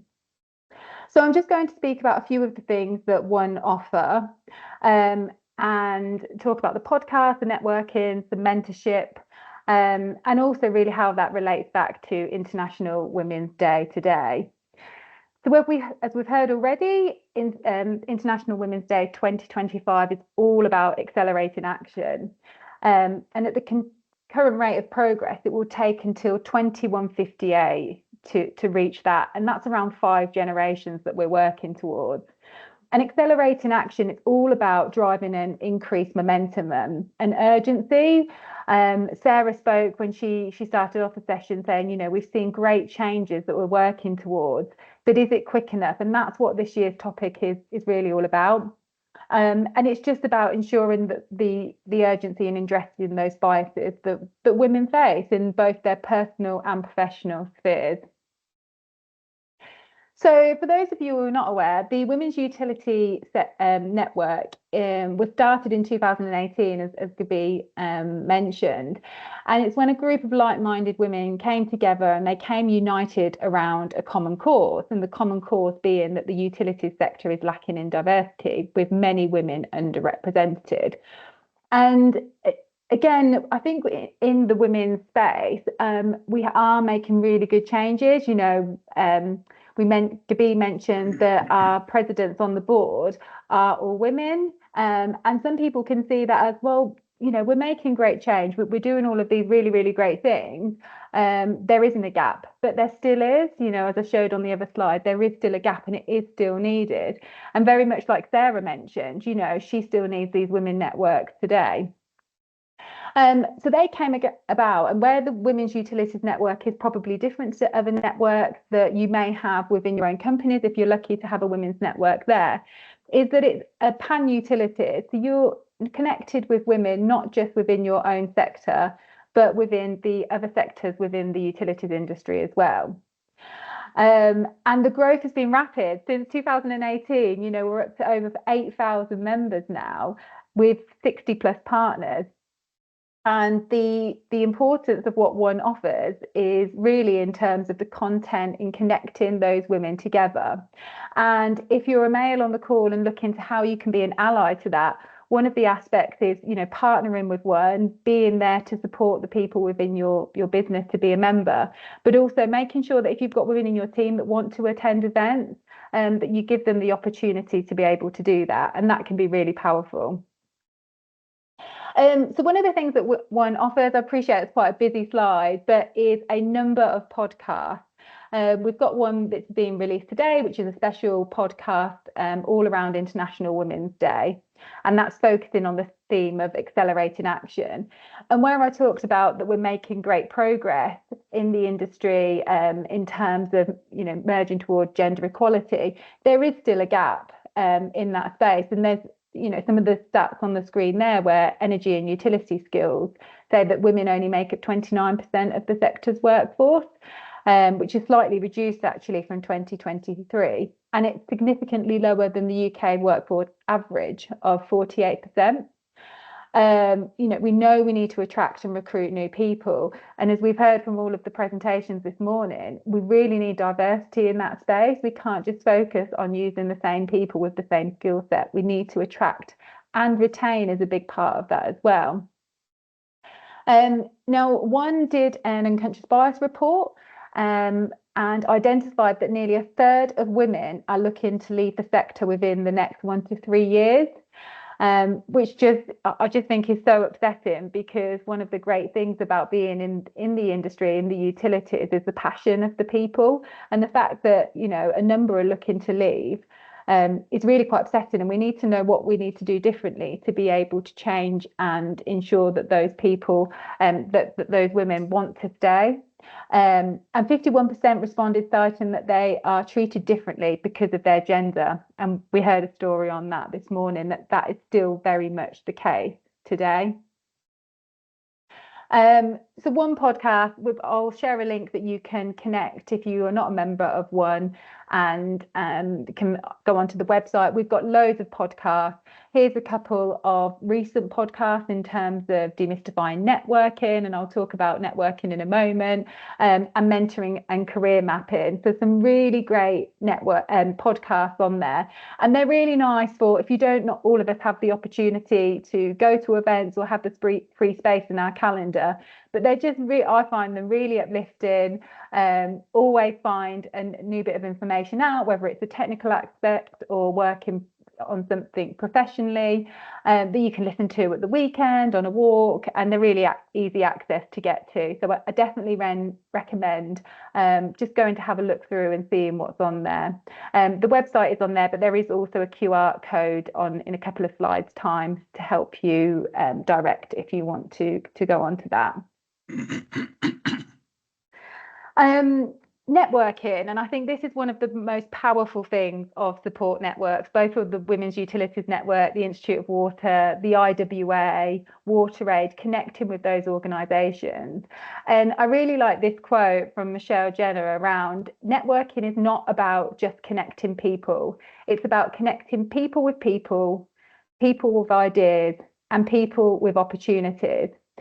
And when I first started in the water industry, I struggled with networking. The whole idea of it, I thought that I had to go to a conference and have a elevator pitch to talk about myself and help promote myself. And I didn't realise that actually it was just connecting with others, having a conversation that may not have been about work. And I can't underestimate the benefit of just connecting with people, because over time you will make contacts and you will find that in some way or another your paths will cross, and that you potentially will need to go to them for support, or actually I just want to, could you help me with this? And I do that on a weekly basis. I reach out to the contacts that I've got from a network that started out as potentially just people that I spoke to and was myself with, and it can be quite daunting. But the beauty of being part of a support network like one is that it's in a real safe space. And here are some of the one events that we've got running this year. One is actually this evening. So unless anyone is based in London and would like to go to that this evening, it is coming up quite soon. But we run a number of I Am Remarkable workshops, which are an absolutely fantastic workshop in terms of how women are remarkable, and just reminding ourselves of that. Really uplifting and powerful. So I definitely recommend that you check into one of those, and we've got them running throughout the year. And we've also got our Women in Utilities Awards in 2025. So again, talking about accelerating momentum and how accelerating action and driving momentum. What can you do to support your team members or colleagues? Nominate them for an award. I mean, there's nothing more uplifting and raising somebody's profile than being a nominee for an award. And it's a really great opportunity that one gets to deliver that for the second time this year. And there are also various other events throughout the year, which will be updated as part of the newsletter. And if you become a support follower on LinkedIn, then there'll be more updates on those. And here's just a snapshot of some of our partners, that you will get to meet through the networking by attending events. Some of them are online, and I know I can see we've got nearly 80 people on the call here today. I'm sure not every one of you are connected, but if you feel you're in a safe space and you're happy to connect with other people on the call, then do reach out to each other, drop your name in a chat. I've been on a couple of online events where people have reached out to one another just from being on a webinar, and that they've connected and they've actually become they've met each other, and then they've gone to an event and like, oh, I see you're at this event, we was at the other event, and then suddenly you can connect, and your support network grows from there. But yeah, lots of partners that we have got. If your name isn't on there and you want more information on becoming a partner, then please reach out to me, or there is some contacts at the end of this slideshow as well. But really, when I mentioned about the benefits in terms of the pan utilities and the networks between not just the water industry and the gas industry, it's across there. And there's definitely some learning that we can have across the utilities for each other. One of the other brilliant aspects of a support network is a mentoring program. When one offer a mentoring program to women at any stage of their career, we've got over 130 experienced mentors within the program, and the benefits of mentoring outside of your organisation is that I mentioned about a safe space, but also you get the diversity of thought of somebody that's not within your business, and they can have perspective that isn't probably isolated to your company. And sometimes it just feels a bit of a safe space talking about things that you know that the other person isn't aware of. I think the mentoring has been really beneficial for me, and it still is. I've got a mentor currently through one who is brilliant in helping me with some of the challenges that I'm facing. And also, it's not just about work progression. I know I spoke about spinning plates in terms of, you know, we have unique circumstances where work and life can encroach on each other. And as a mum, I do get mum guilt, and sometimes I, you know, trying to manage both, and sometimes I don't think I'm doing either very well.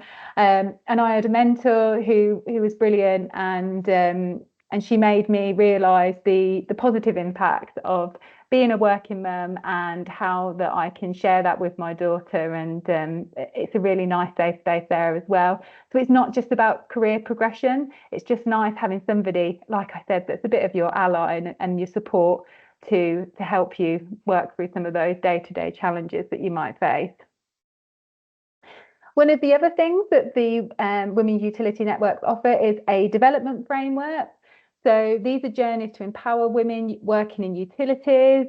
It's designed by women, specifically for women, and it's a safe space to build the supportive network of peers, but also to help grow all the way from arriving in the sector. And you can see the different aspects of the development programme on the slide, all the way through to striving, depending on whatever level that you're in. The second drive cohort is starting, and Thrive is now available. So that's our third part, with specifically designed for a leadership programme from this month. And again, if you want to know more on that, please reach out, or there is some contact at the end where you'll be able to connect through. Like I said, if you do want to join the network, please do. There's a QR code if you've got your phones and want to connect through there, or take a note of the website, which is theone.co.uk/join-1. And also, I mentioned at the beginning in terms of the conscious bias survey that one run last year. We are doing another one that we would love for you to be able to participate in. We don't know enough about what is going on in the sector and what women are facing without understanding and hearing from yourselves. And we need to know what the power of the culture is, so we can help shape that and drive some of that action. So if you can help out by filling in that survey, that would be really, really appreciated. And there's a whistle-stop tour of one, and there's some details there in terms of the website and any contacts that you need. But just to say, if you're not a member already, then please become a member if you're looking for a place to have that safe space and a support network. And if you are a member and you're probably a bit nervous around going to an event or having those, reaching out to a mentor, feel free to reach out and have a conversation with myself. There are lots of really great advocates that are willing to help support and hold anybody's hand for that first step, because I know it can be daunting. I've been there myself, and I wish I would have had that when I first started. But if you do have any questions, then yeah, please drop them in the chat and I can get back to you. Or I think there's a question session at the end. So thank you. Thank you so much, Cara. Thank you for sharing your personal experience, but also reminding us that there's a lot we can do to actually make this sector a place that women feel comfortable in and want to stay in. And the more that they do, the more that will in turn attract people as well. And also I really appreciate that bit about everything is an opportunity to connect. So and including this. So thank you very much, Cara.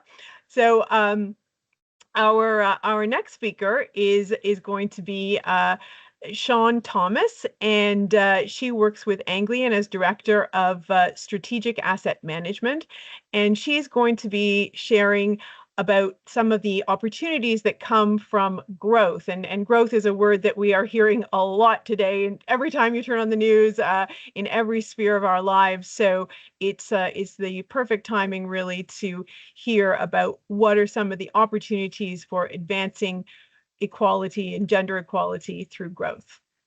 Over to you.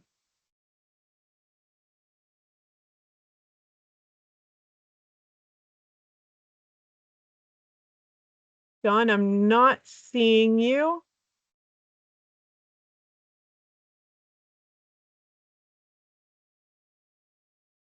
I'm sure we'll get her on any second now. What you would have heard me say, as I said, I've got about 1 million screens on the go, and I couldn't quite see which one was which. No worries. Can I check? You're on now. You're on now. And can you see my slides? Yes. If you just want to put it into presentation mode, then we'll see them even bigger. Okay, perfect. Let me just do a little shimmy, and then let me reshare, because it did say it was sharing. This one. Can you now see them? Perfect. Yep. And it's in presentation mode.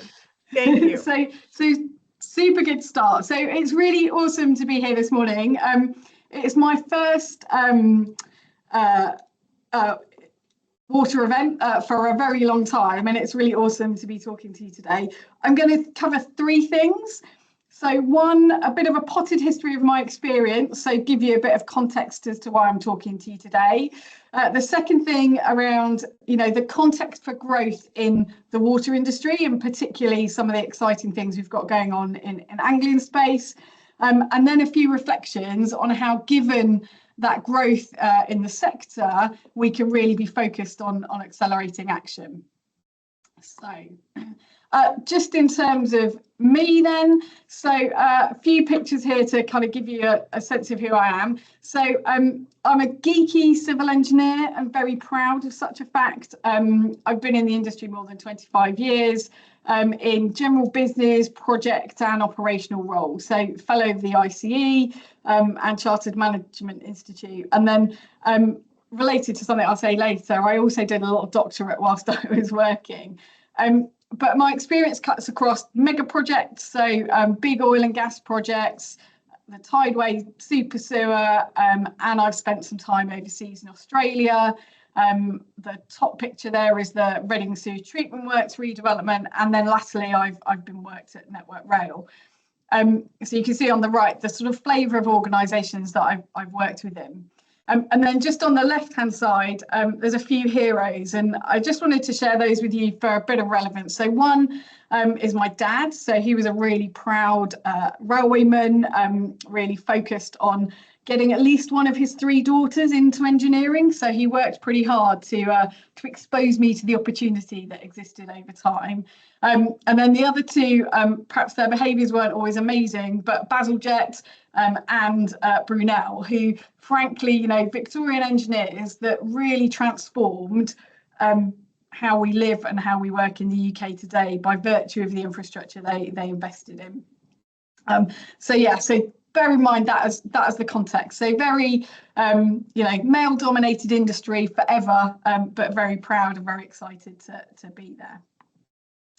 So in terms of Anglian then, and the context for growth. So I'm going to talk through Anglian's perspective today, but I think it's worth just reflecting that we are just one of the water companies in the UK. And actually, when you amplify the growth across all of the organisations, it is huge and it's really vast. And there's so much that is going on in this next asset management period and into the future. And so for Anglian, we've got 2 new reservoirs as part of the RAPID programme that we've got funding for in this AMP in terms of that development approach. But those are just 2 of around 40 projects that the water industry has got in that RAPID portfolio. So huge. You can see lots of stats there in terms of the bits and pieces that we're doing. But in terms of our region, the east of England's really dynamic, it's really diverse, and it's got a really huge opportunity because of virtue of where it is to really be driving the green economy more broadly. As a region, we contribute about 163 billion of gross value added to the national economic output. And the economy is home to about 270,000 businesses and over 3 million jobs in this region. So it's huge geographically, and the population's not huge, but actually there's an awful lot of employment here. And employment is above the national average. And this slide just shows some of what we're planning, but of course, all infrastructure and all new homes and the government's growth agenda all reliant to some degree on water and the things that we're delivering. And in region, we've got big infrastructure and big energy projects going on, so Sizewell, and lots of work around the South Humber Bank. So we've got lots of challenge and lots of exciting opportunities in region. And of course, we're part of the Oxford-Cambridge corridor, which the Chancellor referenced in a speech a few weeks ago, and so a really growing part of the economy. So I guess I'm sharing that because I think it's really exciting, and it's really exciting for the industry and more broadly. And it provides a really great opportunity for us to think about accelerating action. And as we grow teams and we interface with different parts of the economy, we can show leadership in various spaces across the water sector and across those pieces. So just in terms of a few specific thoughts around accelerating action then. So I'm going to talk through three different lenses in essence. So first one being around the things we can do for ourselves and the things that we have a duty to ourselves to look at and to consider. I love this quote from Seneca, and I use it quite a lot around luck not just happening. You don't just get lucky. Luck is something that happens when you've done a whole bunch of preparation and an opportunity presents itself and you're ready to leap in and do something with that opportunity. And just taking advantage of those opportunities as they pan out. The second thing we've touched on already through the Women's Utility Network and some of the things that Sarah said around the people that you surround yourself with and the allies around the organisation or what have you. So think about who your heroes or role models are. You might be pretty surprised when you think about this in that they probably don't have to look or be like you or have the same challenges as you. But you might see behaviour you admire in someone, or you might be impressed with how others interact with them or how they're drawn to them. And you might like their style, but you might end up with quite a long list of role models who each have a different component of themselves that's really helpful. There's a piece around surrounding yourself with your cheerleaders. So who are those people that support you and make you feel good about yourself? So again, it might be through a network, it might be colleagues at work, it could be anybody, but make sure you've got that group that are helpful and supportive of you. And then also there's something around your tribe or the people that ground you and sort of bring you back down to earth if you've had a bad day at work. So that might be your family, it could be friends, it could be sports teams, but the people, frankly, that don't care what you do at work and how you show up at work, but they're just human and they just sort of look after you. And I guess the bottom bit just represents a piece for me around, fundamentally your career and your experience is your journey. It's no one else's, and you have to kind of take the risks around the opportunities presented. And you won't always have the experience or the right characteristics to do something perfectly, but actually taking the risk and seeing what happens is a pretty cool way to go. No one else can plot your path for you. And Sarah said something earlier around some of her early experience where she thought she had to conform and behave in a certain way to get on in an organisation. And I'm a bit like Sarah, and I probably came quite late to realising it's okay to be you and do it in your way and sort of follow your own path. I had a really helpful kind of coaching session once from someone at Thames who told me I'd been bumbling around forever in my career. And I was offended to start off with, but later I became quite proud of that, and that I'm taking the opportunities as they arise and as I want to. So definitely owning my path. The second area is around how do we accelerate action for our colleagues, and how do we think about really supporting each other and our colleagues in the workplace. And I think that's really important, irrespective of where you are in your career and irrespective of where those colleagues are in their career. There's definitely something about cheerleading for people, but actually you can't always be completely rosy and focused on the positive. There is something about relationships with people and owing things to people that is about providing tough love and giving them feedback that's not always super easy. We've all got blind spots, and we all know we've got blind spots, so it's really helpful to have people that point that out to you. So one concept that is worth exploring is that of radical candor. So a lady called Kim Malone Scott has written about this. There's YouTube videos and things that you can kind of access. But it's a really useful framework to kind of be clear about how you give feedback that's kind, clear and sincere. And it's all about getting the balance right between really caring for people and really wanting to give them feedback from a point of care, but also being able to challenge them directly. So give them really tangible, real feedback to make a difference.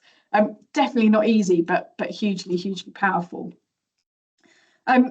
Second area in terms of colleagues is the piece around coaching and mentoring. And again, we've talked about this already this morning. And they're really, really essential relationships to have, both coaching and mentoring yourself, but also being a coachee or mentee, utilising other people. And I think I'd reflect that one of my, or some of my greatest learning experiences have been through reverse mentoring relationships. And just having the opportunity to understand the world a little better from a different perspective, and gaining different connections again. So again, themes that we've heard earlier. Another book reference for you. Sorry, I spend a lot of time driving, so I listen to lots of books. But one book reference is that of How Women Rise. So a lady called Sally Helgeson and Marshall Goldsmith, a chap. And they talk about 12 self-limiting habits that we as women quite often display. This particular book was recommended to me by a mentee, and she was asking me which of those habits would I recognise in myself. And so I listened to the book, I read a few bits and pieces, and I was really shocked at how many of them that resonated with me. But just a couple that I'd refer to. So one around a sort of inherent reluctance to claim achievements, so not taking credit for the things that you've accomplished. And I recognise that in myself because I'm all about helping other people achieve, and actually it sometimes does a disservice. The second one for me was around overvaluing expertise.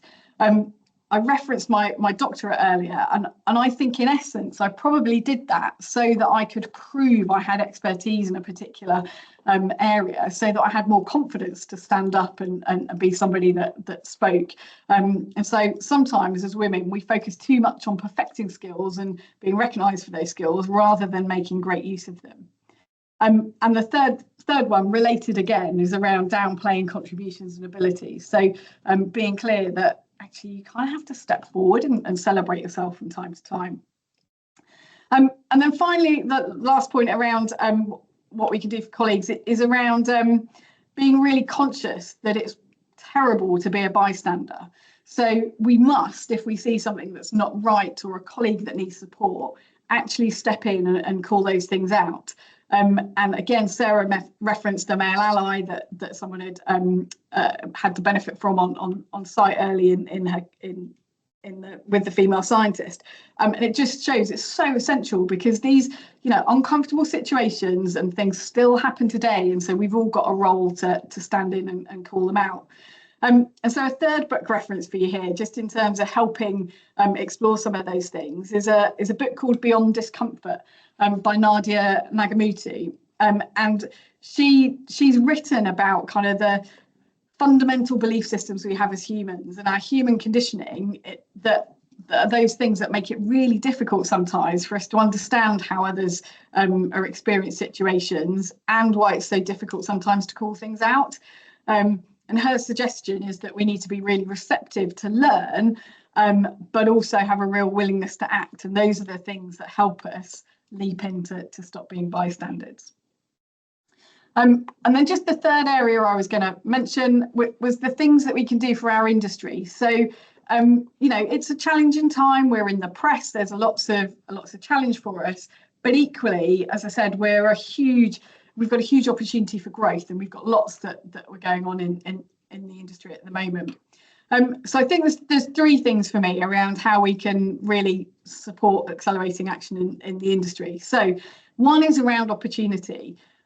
So we've still got a massive challenge as a society to help people understand that careers in engineering, infrastructure, water and utilities more broadly are careers that are really rewarding and really exciting, and there are, you know, a vast variety of things that people can do in our industry. It starts at a super early age in schools, and providing accessible examples and information for careers across age groups. And there are some really great examples of STEM engagement across our companies. And at Anglian, we're in the process of refreshing and updating our social value strategy.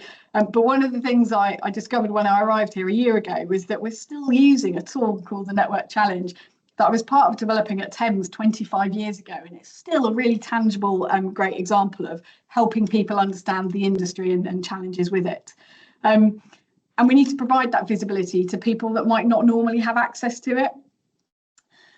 Second thing is around attraction. So not only attracting school children, but we need to continue to make the industry attractive and keep challenging the age-old stereotypes. Either that engineering is about dirty work, or we as an industry are serial polluters. I mean, it was one of the huge things that attracted me to water in the first place, was a connection with the River Thames. I used to swim and canoe and feed the ducks even as a young child. And we need to help people understand that we're custodians of the environment, not polluters, and we want people to understand that. And as an industry, we're one of the most influential in terms of responding to and dealing with the climate crisis and sustainability challenge. So we can play on that and make the industry attractive, and people feel that they can make a difference. And then the other attraction piece for me, just something I learned at Tideway. We ran a returners program for people coming back into a career after a career break, which was so hugely successful in terms of rebuilding people's confidence, getting great people into the organisation, and then actually making a difference and rebuilding their careers. And so bringing people into our industry needs to be across the life cycle, not just in terms of the sort of initial stages. And then finally, again, we've talked about this already in terms of retention, but once we've got people in the industry, we've still got to work super hard to retain them. And a few areas that I think are really important are around, you know, what does a creative, an inclusive and safe workplace mean for everybody? It's probably different for different people. So how do we make sure that it works for those people that we're bringing in? We're all different, and we've all got completely different development needs and aspirations. So actually recognising that and being open to it is super important. And then we've all got different needs or wants for flexible working or not flexible working, and the traditional kind of ways in which we sort of turn up for work. And so again, as organisations, we need to be really clear about chasing the right things in that space. So soapbox moment over. I had a few little ranty pieces, but hopefully that's interesting flavour and something we can kind of kick into conversation in a little while. Thank you. Thank you very much, Sean. I really appreciated that soapbox moment. And you can take a soapbox anytime. That's it. And thanks for pointing to some of the behaviors that we can all think about, and we can all sort of look to in ourselves and learn to, as Sarah said as well, learn to have those difficult conversations. And thanks as well for the extensive reading list. I've been scribbling madly the names of all these books. So, well, I think you've given us all a lot to look up and think about. So thank you very much.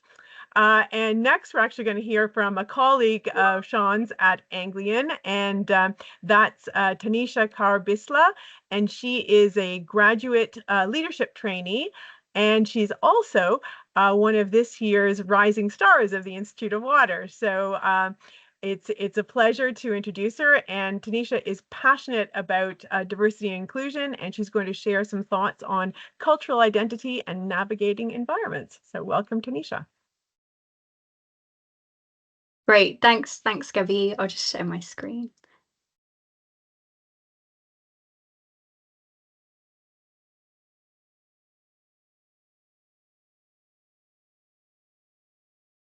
Can everyone see that? Yep, hi everyone. So yeah, I'm Tanisha Kaur-Bisla. So I'm currently on the Asset Management Leadership Graduate Programme at Anglian Water. And today I'll just be kind of going through the cultural identity and navigating environments. So just a kind of, introduction to my background and my role. I'm currently the Institute of Water Eastern Area Rising Star.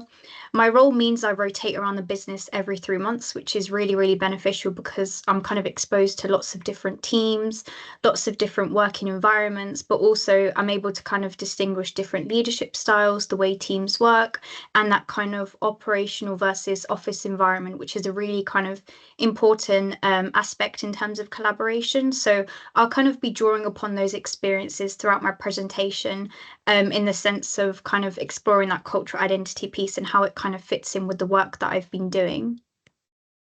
So just a background into cultural identity and what that kind of involves. So it's all about a kind of sense of belonging. So this can be through many different aspects. So individuals can kind of have one or kind of, a load of different cultural identities. So as we can kind of see from the different statistics, these are the different cultural identities that are making up most of like the England and Wales region. So kind of distinguishing between the different ones, it kind of all just shows that there are different cultural identities. We can adopt one or a lot, but I think it's all about everybody coming together and kind of embracing one another. So acknowledging that despite us having different cultural identities, we can all work together to achieve a common form of purpose, and making sure that aligns with what everybody else sees and what different organizations offer as well. So just in terms of the challenges, so the theme is all about accelerating action. So thought it would be useful to kind of look at the different challenges that are kind of impacting the industry at the moment. And a lot of them are around kind of recruiting diverse talent and attracting women in operational based roles. So a lot of this is kind of around making sure that in order to work through these challenges, we need to kind of address them head on first. So one thing is attracting women in operational based roles. So this is a challenge at the moment because of the kind of, in some areas, there is like a lack of representation on this specific topic. So it's all just kind of about bringing women into these roles, but understanding that we need to do some more work in terms of recruiting and retaining them as well. I think the number one challenge kind of affecting the industry at the moment is the retention of women, mainly because of the kind of support system. Like, we're able to sometimes get the talent in, but in order to retain it, it can be a bit difficult because there's multiple factors to play, whether that's ranging from support systems, role models, or whether that's just the job itself. So it's kind of important to kind of address those head on first. So an interesting statistic is that women represent 33% of the water workforce. So it's really useful to kind of see these statistics because it kind of just shows the impact and what's the kind of area we need to look at going forward. So in terms of overcoming those specific challenges, especially in terms of the cultural identity piece, one thing that we've kind of looked at and like we've seen firsthand is the kind of spotlight sessions. So this is one thing that we've kind of implemented at IWater, is kind of like a spotlight session for an employee-led group. So what we look at is having a session focused on a specific person and kind of going through their personal journey. So whether that's operational field-based staff and them kind of drawing upon their journey, their career journey, what challenges they've faced. Because having a kind of spotlight and a platform for these individuals is really beneficial because it kind of highlights the different role models that are in the organization, but it also highlights the challenges in the thought that a lot of people are in the same boat. In terms of the whole retention of women, it's useful to kind of have a spotlight session focused on someone who has, been in the industry, new, or been in the industry for a while, and kind of seeing the kind of differences between both. And I think another really important kind of aspect is the whole empowerment through education piece. So it's the whole bringing awareness of these different areas. So in terms of these, it's kind of looking at workshops, whether to implement more trainings throughout the organisation. So what we've kind of recently looked at and the topics we've explored so far. So we looked at the progression of women in construction and the kind of barriers hindering women from progressing. So it's kind of having a topic focused on what we want to achieve and just bringing light to those kind of situations and those challenges so we can address them kind of head on, but also bring awareness to the fact of kind of what's happening and able to kind of see them first forward. And I guess the other one is all just about sharing experiences. So I think the more people that kind of come to these different areas or are kind of spotlighted in these different session events, whether the events are internal or external, it kind of offers people unique insights. You know, they might be facing the same challenges, you know, being the only woman in like an operational based field role. And seeing those kind of spotlights shared is just useful in the sense of kind of having that support system, because especially if you're in a role where there isn't that available, you're able to kind of build that support network and build those kind of relationships moving forward. In terms of embracing cultural identities and how we've kind of done that. So I think the number one thing is to kind of celebrate and celebrate all these different achievements. So this can be through many different areas. So what we've kind of done is whether that's shining light on, you know, religious-based festivals or different practices, kind of showing the awareness of individuals, so allowing them to embrace their own cultural identity. So whether that's sharing a blog about, you know, we recently shared like a blog about Vaisakhi, the Sikh festival of Vaisakhi, or the Hindu festival of Diwali and Christmas, and people were able to see the kind of religious meaning behind those different festivals, which is really useful for awareness because it gives people the ability to kind of embrace their true self at work, whilst also doing that awareness piece of offering useful perspectives. The second one, as I kind of drew upon before, is the whole role models piece. So whether that's an event kind of focusing on empowerment through education, whether it's female role models, kind of looking at how they've navigated their way through the industry, it kind of shines a light on the different areas and challenges, as well as kind of open discussions. And I guess the last one is just kind of support groups and making sure that is in place. So events, you know, with the Women's Utility Network is kind of bringing those internal, external events. It kind of brings that support system in place. So we can all kind of work together to embrace one another and just move forward with the progress. So just in terms of the whole collaborative support piece, I think mentoring is a huge one. I think especially, I think me kind of being new in the industry, what I found is the whole mentoring support for women available. It's useful to have that kind of mentor relationship, especially with the women's only mentoring platform as well. You're kind of faced with this similar type of challenges that, you know, your mentor might have gone through. So in terms of that guidance piece, it kind of shows that, you know, you're not alone in like a lot of the challenges that are being faced. You're able to get that support and get that kind of interesting debate on it as well. And again, just the positive role models, building skills and confidence and kind of growing that skill set as well. So going to these different events and just sharing perspectives. And just the last one, so the Rising Stars program. So I've been on the program for 2 months, and it's just been useful to kind of see the journey of different organizations, how they work. So, you know, meeting with CEOs of different water companies. We met with the CEO of Northumbrian Water Group last month, and we were able to kind of understand her challenges, what she's kind of facing, and it was just inspiring to hear that kind of stuff. So using those to kind of influence how we can do that moving forward to make sure that kind of positive role models are kind of there, but not only in the industry, without as well. So we get that kind of open forum as well. So yeah. Just to kind of, yes, to do the key takeaways, it would just be to kind of drive impactful, meaningful change within organizations. So if you feel there's a kind of gap or something that the organization could do better to kind of address, you know, the retention of women, that kind of stuff. So whether that's doing like a Women in Engineering Day, that kind of stuff, going to schools, trying to attract more university applicants, or trying to kind of target areas in apprenticeships where you need more women, it's making sure you recognize that challenge and then address it kind of head on and have like a plan in place in order to drive that forward. The second one would be to value the mentoring relationships, because it's that kind of support system. I think in order to retain people in this industry, you need to have that kind of support system, because without that, it's very, very difficult to understand your challenges, to kind of combat your challenges, but also making sure that allyship is there. So you can do what you can, but it's also bringing people on board with that journey. And just the last one, so build a community of support and be open to collaboration. So, you know, as Cara kind of mentioned, the Women's Utility Network is a really, really good initiative, just to kind of have that external understanding as well, because a lot of the challenges you face are quite similar. So it's just making sure we kind of come together and embrace those fully. So yeah, thank you for listening.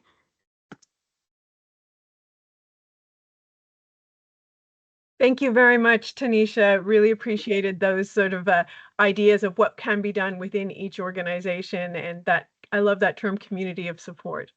So over to you, Claire, now to have the panel discussion. Great, thank you. So first of all, again, thank you to our presenters in this section, and yeah, thank you for your amazing presentations and for being so generous in sharing your experiences with us all. So again, probably lots to discuss, so I'll jump straight in. And I wanted to start with a question actually that that Florence posed the group earlier on, for those that were on earlier, which I thought was really relevant to some of the discussion we've been having in this section. And she asked, she gave a kind of case study, an example of Amina, and she asked what actions could have helped Amina reach her potential faster. And I suppose I just wanted to return to that question because I thought that was quite a good starting point for us. So if I come to each of you, maybe just to ask for one or two actions that you think could help to help women reach their potential faster. And I'll open it up to Shan. I'll come to you first, if that's all right. Okay, thanks, Claire.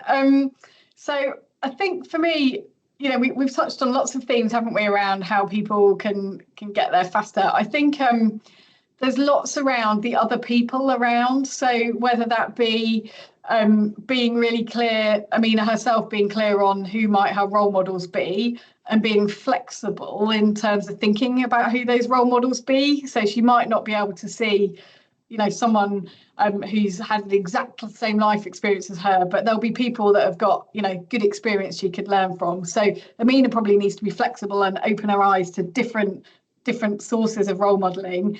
But then her organisation should be in a really good position to support her with making sure she's got that network around her.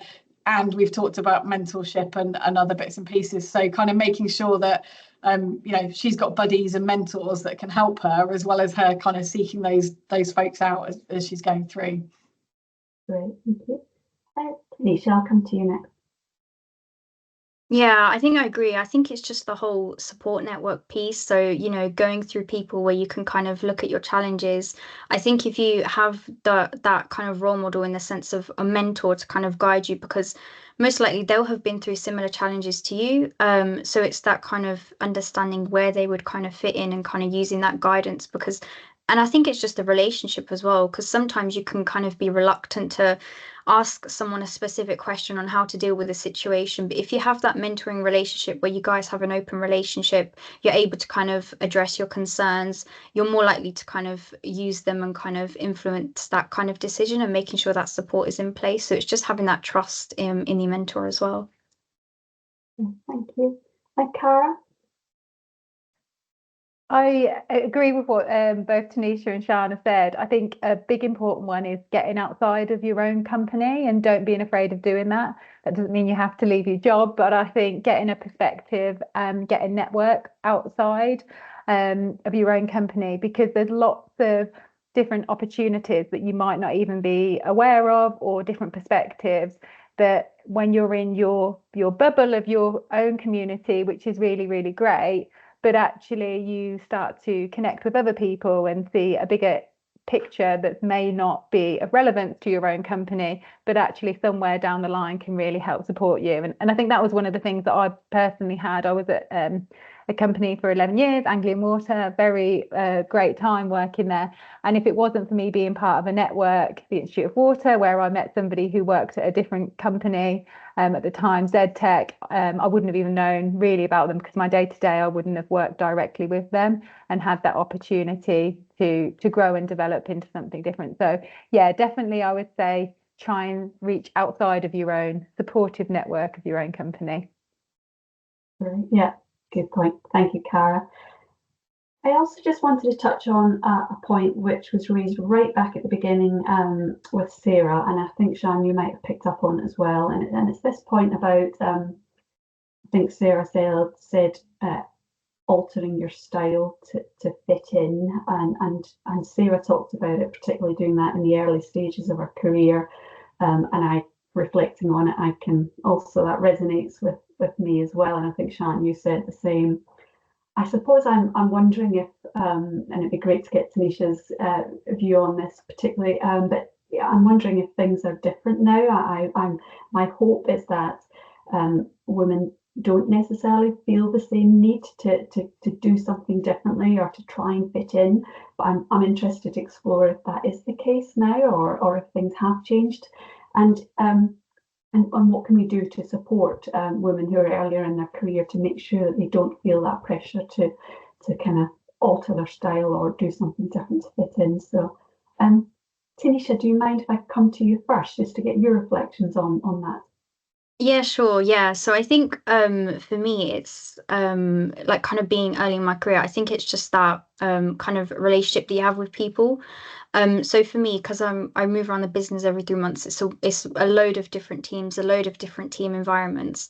I think it's just the way you kind of meet people, you're able to see the different team, the different environments. So I was on in water recycling for 3 months. You know, site manager was a woman, and how she managed her team was kind of really interesting to see. But it was that kind of, I think it's that kind of experience that people are able to kind of shine light on. So she'd been a site manager, you know, for I think over 10 years. So being able to hear from those experiences and kind of how things have changed, you know, from, you know, ages ago to kind of where the place we're at now is kind of good that things are progressing. So I think it's just sharing those success stories is what makes the impactful change meaningful. So it's shining light on those and just able to kind of understand the impact, but making sure it's kind of shone upon across, making sure that the point is kind of regarded as well. Yeah, great. Thank you, Tanisha. And Cara, from your experience, do you still think that people are still trying to fit in, or what do you see in around you? I think the more people that you see as leaders, as somebody that represents your style and how you would like to come across, the more confident people are at not feeling that they have to be somebody else. I think that's one of the most powerful things of having diversity through an organisation, is that you can look up to people and, you know, they say you cannot be what you cannot see. And if you're looking at leaders that are a completely personality type to you and thinking that's the only way that I can progress and move on, it can be quite daunting. And I think the more that we're seeing diversity in those spaces, the better opportunity that it gives people. I think one of the things is, and it's really hard because it's easy to say, be brave and don't be afraid. But I know when I moved into a new company, a new job, and I was quite scared of admitting, like, you know, I've got a young daughter. What is the impact of me being away from home? How is this going to fit into my life? And I probably wouldn't have done that like 5 years ago, because I would have thought that they'll probably be like, well, why are you coming here then? You know, go elsewhere. But they were really supportive, and me having that open conversation actually helped, that they always made sure that I could put my home life first with regard to school and stuff. So sometimes we do just have to have those brave conversations, even at the time we're probably in our heads thinking this could go the wrong way. Yeah, great. Thank you, Cara. And Shan, you touched on this earlier, but is there anything else that you want to add in terms of, you know, how we support people to be themselves and not to have to try and fit in? Yeah, I think there's something for me around, you know, remembering we're all human, and we've all got our own foibles and kind of different preferences and different ways of doing things and different sort of strengths and weaknesses. And I think, I guess Tanisha's made this point about, actually, that the more that you're exposed to different people in different circumstances and different contexts, the more you kind of get that, and you kind of get that people have, you know, a production of their experience and stuff. And so being really open and respectful of that, and I reference that sort of openness to learning, I think is really helpful, because, well, it's kind of almost, because as soon as you sort of break people back down to the fact they're a human and they've come from a family and they've, you know, they've kind of got different experiences, actually we're all the same. We've just kind of got somewhere different because of the opportunities and stuff that have presented themselves. Which is why I think we've got to be super active about creating those opportunities for people that don't necessarily have them. So for ourselves, just recognise everybody's human, but equally recognise we don't all start from that same point of privilege or what have you. So we've got to create those opportunities for other people to see that we are all human and can do kind of whatever is presented to us. Yeah, great. Thank you, Shan. I just wanted, one of the themes that came out quite a lot from your presentations was about attraction and retention. So that's came up a few times today. So I just wanted to explore that if we can for a few minutes. And I suppose just if we just think about that initial piece around attraction. So some of the stats that we've looked at today and we know are around the industry aren't great. We know they're hopefully moving in the right direction, but they're still not great. So I suppose just to get your thoughts on are we as an industry, are we reaching out and attracting women into our industry? And have you got any really great examples of things that you've seen that could be shared and learned from in this space? So, Cara, I'm going to come to you first this time. I think we really got to utilise some of the opportunities that we've got promoting people through like the Institute of Water and the Rising Star programme. Like Tanisha's done a fantastic job today. I know Tanisha, she's a Rising Star for the Eastern area. And the fact that there is that programme in place helps to be able to support people starting on early in their careers to be able to more, they say retention is within the first 1 to 3 years. If you can get past that, then we'll be in a position where people stay for a long time. And that's the great thing with like the Rising Stars. Hopefully Tanisha is now thinking what the amazing world the water industry is and won't want to leave, and seen a lovely comment from Anne-Marie regarding Tanisha's stay. So I think that's one way, a programme of making sure that we can engage people to spotlight people, and it's how we get that out to people that are not in the industry. So like LinkedIn is brilliant now for promoting some of the really good stuff we're doing. And I've seen some of the journeys of the Future Leaders Tour that just looks amazing. Like what an opportunity for young people to go around the world and go and see the practices in different countries. These are the things that we should be shouting about. So yes, we can go into schools and tell people different things, and we've been trying that at a slow pace, but actually let's see what people are doing. That's where people have the excitement in terms of when we're looking at some people wanting to, make money quickly, go on YouTube, sell, like be a fashion blogger. Actually, some of these things about getting the water industry and some of the great things that people are doing in the spotlight like that, I think will help potentially. Great, thank you, Cara. Shannon, your thoughts on kind of attraction and how we're doing as an industry, or how we can do better?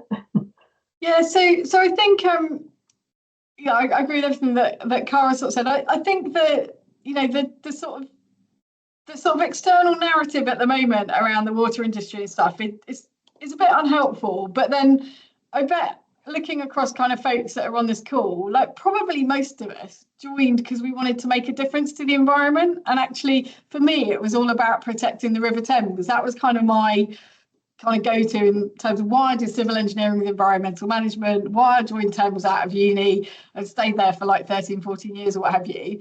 And so there's a piece around like really trying to switch the narrative around, again, the humans in our organisations that are coming to work to do a really good job and for something they really passionately believe in.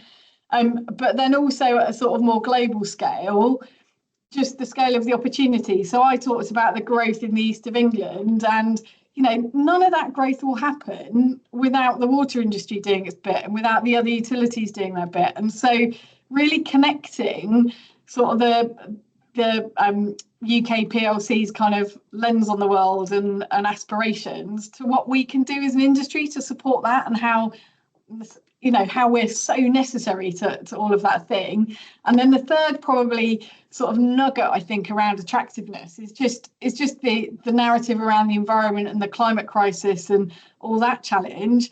Like hooking people in through that is again another gift that we should really just grab to help people understand how they can really make a difference. So super exciting opportunity, but how we keep sharing that and kind of keep getting out there is the challenge for us, I think. Right, thank you. Okay, I'm going to ask you all the same thing I asked our speakers earlier, as we're just coming to a close, and just ask you for the one key takeaway that you'd like all of our attendees to take away and either think about or share or do differently, but just what's your one thing you want everyone to take away from today? Shan, I'll come to you first.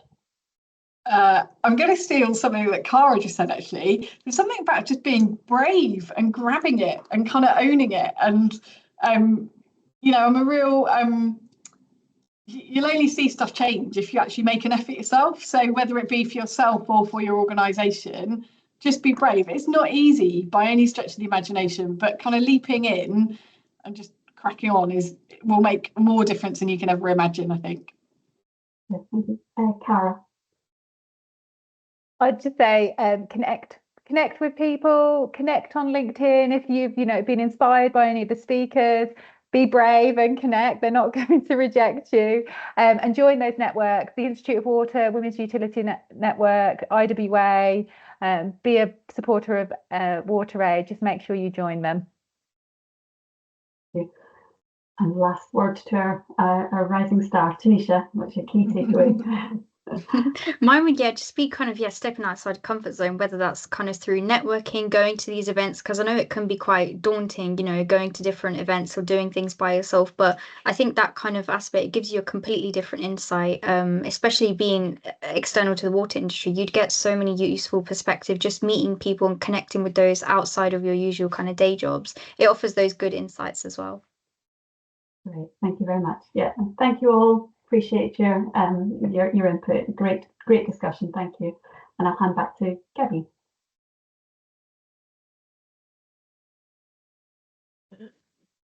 Not sure why my camera isn't working, but oh, there I am. Okay. Thank you so much to this panel, but thank you to all of our incredible inspirational speakers today. And thank you to everyone involved in organizing today. And of course, thank you to everyone for coming to mark International Women's Day together. The theme of this year, Accelerating Action, has really run through the talks that all of our speakers have given. And what one of my big takeaways, and I guess it's something that we know, but sometimes we really need people to keep telling us these things, which is that change doesn't just happen.